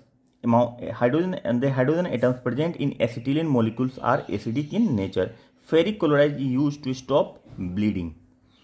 फेरिक क्लोराइड जो है ब्लीडिंग को रोकने के लिए यूज किया जाता है। Barium is responsible for green colour in firework, बहुत बार इसके पहले भी आ चुका है। Caesium is used in solar cell, तो क्या यूज करते हैं? सीजियम। कौन सा मेटल यूज करते हैं? सीजियम यूज करते हैं सोलर सेल में। Yellow phosphorus is kept in water, water में इसको रखते हैं येलो फॉस्फोरस को। सी वीड्स कंटेन्स आयोडीन, सी वीड्स जो होता है समुद्री क्या बोलते हैं वीड्स को, मतलब खरपतवार जिसको बोलते हैं, तो उसमें आयोडीन पाया जाता है। During the cooking maximum vitamin is lost, क्योंकि वो वेपोराइज हो जाता है और ख़त्म हो जाता है, तो कुकिंग में विटामिन का लॉस बहुत ज़्यादा होता है। For the preparation of silver mirror glucose is used, silver mirror को बनाने के लिए ग्लूकोज का यूज किया जाता है। When cream is separated from milk its density increases, अगर क्रीम को मिल्क से अलग कर दिया जाए तो इसका जो डेंसिटी है वो क्या होगा? बढ़ जाएगा, घटेगा नहीं, बढ़ जाएगा डेंसिटी। ठीक है। उसके बाद for artificial respiration mixer of oxygen and helium gas cylinder is use, जो सिलेंडर लगा के लोग जाता है आर्टिफिशियल रेस्पायरेशन करने के लिए, तो उसमें सिर्फ ऑक्सीजन नहीं होता है, ध्यान रखिएगा, हीलियम भी होता है। हीलियम इनर्ट गैस है, ठीक है, तो सिर्फ ऑक्सीजन लेने से आग भी लग सकती है, इसलिए उसमें हीलियम मिलाया जाता है।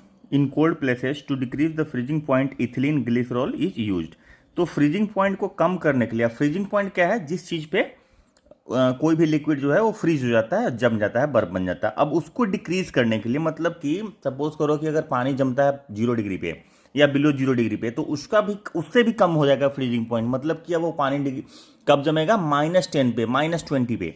तो उससे क्या होगा कि पाइप में पानी नहीं जम पाएगा, या फिर कहीं आप बॉक्स में रखे हैं, कुछ भी रखे हैं, जैसे बाल्टी में रखे हैं पानी, तो नहीं जमेगा, या कोई भी लिक्विड नहीं जमेगा जिस लिक्विड में।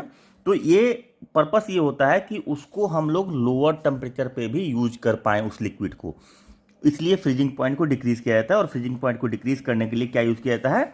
Ethylene glycol. उसके बाद hydrogen peroxide is used for oil painting, oil painting में हाइड्रोजन पेरोक्साइड यूज होता है। उसके बाद देखिए sodium is kept in kerosene वाली, इस तरह का सवाल पूछता है एक लाइन में, सीधा सा पूछ देता है कि भाई सोडियम जो है वो किस चीज़ में रखा जाता है, तो केरोसिन ऑयल में रखा जाता है, वाटर में रखा जाता है, एल्कोहल में रखा जाता है, ऐसा ऑप्शन रहेगा उसमें केरोसिन ऑयल। उसके बाद हेवीएस्ट एलिमेंट कौन सा है? ओस्मियम है। The lightest element list dense and most reductant is lithium है, सबसे हल्का एलिमेंट है।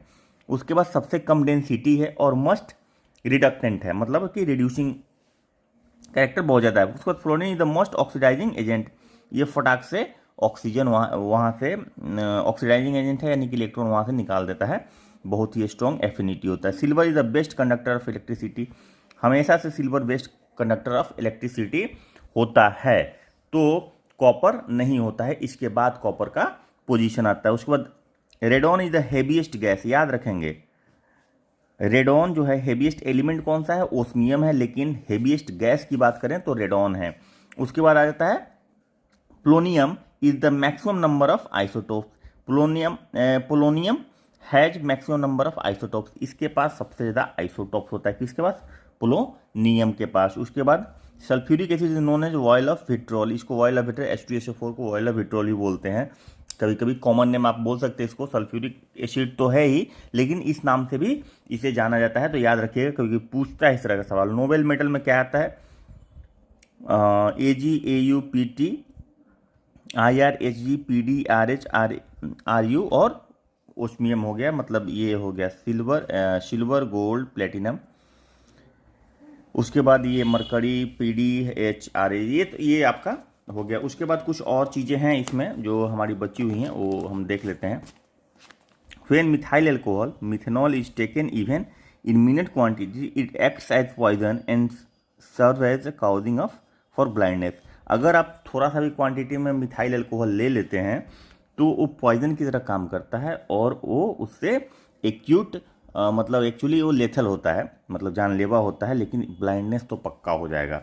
ठीक है, तो मिथाइल एल्कोहल ब्लाइंडनेस, जैसे कभी कभी सुनते हैं ना कि शराब पीने से ब्लाइंडनेस हो गया, बहुत लोग बीमार पड़ गया।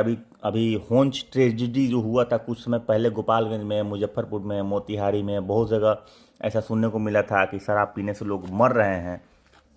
तो क्या था उसमें? मिथाइल एल्कोहल था। अच्छा, उसमें ब्लाइंडनेस का भी जो केस आया था ना, उसका कारण यही था कि मिथाइल एल्कोहल का क्वांटिटी उसमें ज़्यादा था। एक्चुअली शराब में होना चाहिए इथाइल एल्कोहल, लेकिन लो ग्रेड या फिर प्रोसीजर अगर सही नहीं फॉलो किया जाए तो उसमें मिथाइल अल्कोहल का प्रोडक्शन हो जाता है और उसकी वजह से वो पॉइजनस हो जाता है। पॉइजनस होने से सबसे पहले वो आपको ब्लाइंड करता है। तो ब्लाइंडनेस का केस आ रहा था पहले, आप लोग को ध्यान होगा तो ब्लाइंडनेस होने के बाद आदमी मर रहा था। तो यही काउज करता है मिथाइल अल्कोहल। उसके बाद glass makes a soluble silicate in hydrofluoric acid. This is the reason why hydrofluoric acid is not stored in glass container. तो हाइड्रोफ्लोरिक एसिड को ग्लास के कंटेनर में क्यों नहीं रखते हैं? क्योंकि ये एक सोलुबल सिलिकेट बना देता है हाइड्रोफ्लोरिक एसिड का।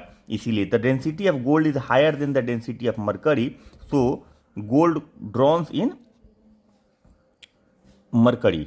मतलब कि गोल्ड का जो डेंसिटी होता है वो मरकरी की डेंसिटी से ज़्यादा होता है। इसलिए अगर मरकरी, तो चूंकि लिक्विड होता है एट रूम टेम्परेचर, तो अगर मरकरी में गोल्ड को डालेंगे तो क्या वो तैरेगा या नहीं तैरेगा? तो वो डूब जाएगा, क्योंकि इसकी डेंसिटी ज़्यादा होती है। ठीक है, तो सवाल इसमें से कुछ भी घुमा के पूछ सकता है। मरकरी की डेंसिटी ज़्यादा होती है, गोल्ड की डेंसिटी ज़्यादा होती है। गोल्ड को अगर लिक्विड, मरकरी तो लिक्विड होता है रूम टेम्परेचर पे, उसमें डालते हैं तो गोल्ड क्या तैरेगा या डूब जाएगा या ऊपर नीचे करेगा? कुछ भी इस तरह का ऑप्शन हो जाएगा। चूंकि डेंसिटी ज़्यादा होती है तो डूब जाएगा। ठीक है, तो इस तरह से सवाल पूछा जा सकता है। उसके बाद bisphenol phenol a chemical used for progress in food packaging material. तो क्या होता है? ये फूड पैकेजिंग मटेरियल में यूज किया जाता है। उसके बाद xenon is also called stranger gas. Stranger gas किसे बोलते हैं? जेनॉन को बोलते हैं। If a soluble substance is added in a liquid, the surface tension of that liquid increases. एक सोलुबल सब्सटेंस को अगर लिक्विड में डालते हैं, जैसे नमक ही डाल दिए सपोज करो, या चीनी डाल दिए पानी में, then the surface tension of that liquid increase करेगा कि डिक्रीज करेगा? तो सरफेस टेंशन उसका बढ़ जाएगा। अगर लिक्विड पानी की बात करें, पानी में अगर मिला देते हैं तो उसका सरफेस टेंशन पानी का, उसमें चीनी मिला देते हैं, कोई भी घुलनशील चीज़ मिला देते हैं, तो पानी का जो सरफेस टेंशन है, पृष्ठ तनाव है, वो बढ़ जाएगा। वो याद रखिएगा। इस तरह से इंक्रीज, डिक्रीज, नो चेंज ऐसे करके आएगा। उसके बाद conversion of force nitrogen in atmosphere into nitrate is known nitrogen fixation. क्या है? Conversion of force nitrogen into atmosphere that nitrate into, मतलब नाइट्रोजन फिक्सेशन क्या है कि इन्वायरमेंट में जो नाइट्रोजन प्रेजेंट होता है गैसियस फॉर्म में, उसको कन्वर्ट करता है नाइट्रेट के फॉर्म में, उसको कहते हैं nitrogen fixation. Picric acid is an organic compound which is used as a reagent in laboratory. तो पिक्रिक एसिड ऑर्गेनिक कंपाउंड है, उसको रिजेंट की तरह यूज करते हैं। ये बहुत बड़ी बात नहीं है। Bones are composed of 8% of phosphorus. Bone में कितना परसेंट फॉस्फोरस होता है? 8%। Safety matches are made by using red phosphorus. तो ये पूछता है कि सलाई में जो सेफ्टी मैचेज है उसमें कौन सा फॉस्फोरस यूज किया जाता है? Ammonium chloride is used to electroplate utensils. Ammonium chloride use करते हैं इलेक्ट्रोप्लेटिंग के लिए, यूटेंसिल्स के को, बर्तन को इलेक्ट्रोप्लेटिंग करने के लिए अमोनियम क्लोराइड का यूज किया जाता है। बेंजीन और ether is dissolved in pure alcohol to form power alcohol which is used as a fuel for aeroplanes. तो बेंजीन और ईथर को क्या किया जाता है? प्योर अल्कोहल में डाला जाता है, जिससे वो पावर अल्कोहल बन जाता है। तो पावर अल्कोहल कैसे बनता है? बेंजीन और इथेनॉल को प्योर अल्कोहल में डाल दीजिए, वो पावर अल्कोहल बन जाता है। पावर अल्कोहल का यूज किया है तो उसको एरोप्लेन्स के फ्यूल की तरह यूज किया जाता है। और मिल्क क्या है? Milk is a solution. Actually solution नहीं है, मिल्क इमल्सन है। ठीक है, याद रखेंगे, मिल्क इज अ इमल्सन। उसके बाद आ जाइए, platinum is called white gold. सब लोग जानते हैं प्लेटिनम को व्हाइट गोल्ड बोला जाता है। The heaviest element known up till January 15 has atoms number 118। उसके बाद muddy water is treated with alum in purification process is termed as coagulation. अगर एक कीचड़ वाला जो मिट्टी है, पानी है, उसको अगर ट्रीट किया जाता है एलम से यानी फिटकिरी से, तो उस प्रोसेस को कोगुलेशन बोलते हैं। उससे मिट्टी सेडिमेंट में बन जाएगा। उसको peroxy acetyl nitrate is a secondary pollutant present in photochemical smoke. It is thermally unstable and decomposable into peroxyethyl radicals and nitrogen dioxide. It is a lacrimatory substance. ठीक है, पेरोक्सी एसिटाइल नाइट्रेट। ठीक है, peroxy acetyl nitrate जब ecology हम लोग पढ़ेंगे, detail में जब पढ़ेंगे, अभी तो एग्ज़ाम है, इनफैक्ट अभी तो इसमें हम लोग उसको डिस्कस नहीं करेंगे। तो उसके बारे में उसमें जब हम लोग इन्वायरमेंट वाला टॉपिक जब चलेंगे, जब हम लोग डिटेल में जाएंगे कि क्या होता है सेकेंडरी पोल्यूटेंट, प्राइमरी पोल्यूटेंट, तो उसमें हम लोग इसके बारे में पढ़ेंगे। चलिए आगे चलते हैं। Industry located in and around Agra produces pollutant like sulphur dioxide and nitrogen dioxide. These gases react with the water vapor present in the atmosphere to form a sulfuric acid and nitric acid. This acid drops with the rain, making the rain acid rainic. This is called acid rain. The acid rain corrodes the marble of the mountain monument. The phenomenon is called marble cancer. अब देखिए पूछता है कि ताजमहल में जो marble लगा हुआ है, मार्बल कुरोड हो रहा है, मतलब कि उसका इरोजन हो रहा है, किस एसिड से होता है? तो भाई इन्वायरमेंट में वहाँ पे जो भी इंडस्ट्री है वो सल्फ्यूरिक एसिड प्रोड्यूस नहीं करती है, लेकिन नाइट्रेट प्रोड्यूस करती है और सल्फर डाइऑक्साइड प्रोड्यूस करती है, जो कि वाटर से कांटेक्ट करके, यानी कि वाटर वेपर से या रेन वाटर से कांटेक्ट करके वो सल्फ्यूरिक एसिड और नाइट्रिक एसिड में कन्वर्ट हो जाता है। और जब वो बारिश के साथ आता है तो एसिड अपना काम करता है मार्बल पे और वो इरोड करता है, तो वहाँ पे नाइट्रिक और सल्फ्यूरिक एसिड दोनों हो जाएगा। यूपीएससी में इतना डिटेल में क्वेश्चन पूछता है, बहुत लंबा सा क्वेश्चन रहेगा और उसका आंसर छोटा सा रहेगा, लेकिन समझ में आनी चाहिए बात। अगर आपको समझ में है तो क्वेश्चन पढ़ के आप समझ लेंगे कि ये हमसे क्या पूछना चाह रहा है। बीपीएससी में सीधा एक लाइन में पूछ देगा। हालांकि कभी कभी क्वेश्चन बीपीएससी भी डाल देता है, जो यूपीएससी के पैटर्न का होता है, 10-12 क्वेश्चन, कभी 2 क्वेश्चन, 2-3 क्वेश्चन तो हमेशा डालता है, कभी कभी 10-12 क्वेश्चन भी डालता है। तो इस चीज़ को ध्यान रखेंगे। Thus Taj Mahal is suffering from the marble cancer due to acidic rain which crores marble. देखिए तो ये आ गया। उसके बाद manganese oxide which is black in use to remove the green colour from the glass head, which is black in used. Black होता है manganese oxide, जो कि used to remove the green colour from the glass से green colour का जो बन जाता है उसको हटाने के लिए यूज किया जाता है। अब आ जाता है मैन मेड सब्सटेंसेस। तो फर्टिलाइजर है, इसको ज़्यादा पढ़ने की जरूरत नहीं है, अभी हम लोग को एग्जाम पॉइंट ऑफ व्यू से। फॉस्फोरिक फर्टिलाइजर में कैल्शियम फॉस्फोट, मैग्नीशियम फॉस्फेट, ये सब यूज होता है। नाइट्रोजिनस फर्टिलाइजर है, उसमें आपका पोटेशियम फर्टिलाइजर है, एनपीके है। एनपीके का फुल फॉर्म आप लोग जान लीजिए, नाइट्रोजन पोटेशियम, नाइट्रोजन फॉस्फोरस और पोटेशियम होता है। इसका जो रेशियो होता है 4:2:1 होता है, ठीक है, मतलब यूज़ करने का, ठीक है। उसके बाद आपका इसमें अलग अलग तरह का डाई, ये सब यूज़ किया जाता है। ये सब जो केमिकल जो बनाया जाता है मैन मेड केमिकल है, तो ये उसके बाद सीमेंट हो गया, वैट डाइज हो गया, मोरल्ट हो गया, तो ये आप एक नज़र देख लीजिएगा। लेकिन ये बहुत इंपॉर्टेंट नहीं है, जो इंपॉर्टेंट था वो हम लोग इंपॉर्टेंट पॉइंट्स ऑलरेडी कर चुके हैं। तो अब हम वीडियो को एंड करेंगे, क्योंकि बहुत कुछ हो गया। केमिस्ट्री में जितना मोस्ट ऑफ द क्वेश्चन से पूछने वाला जो सवाल है वो सारा पोटास गैस क्या कहता है, contains potassium in place of sodium, ठीक है, तो हायर होता है। उसको सोडा ग्लास और सोडा लाइम, ये फार्मूला देख लीजिएगा। कभी कभी पूछ जाता है it is sodium calcium silicate, तो ये फार्मूला खाली देख लीजिएगा। पोटास गैस को इसमें रिप्लेस करने का बोल रहा है। ऑप्टिकल जो ग्लास होता है use for making lenses prism optical glass and it is containing boric acid B2O3 and silica, इससे बनता है ऑप्टिकल ग्लास। तो ये सब चीज़ें खाली एक नज़र देख लेना है। क्राउन ग्लास का फुल फॉर्म क्या होता है, फ्लिंट ग्लास का फुल फॉर्म क्या होता है, क्रॉकरी में अल्ट्रावायलेट रे एब्जॉर्ब करता है, which is harmful for the eyes, crockery glasses जो होता है, क्रूक्स ग्लासेस जो होता है, ठीक है। तो ये सब चीज़ है। उसके बाद आपको ये देख लीजिए, colour substance added to the glass melt.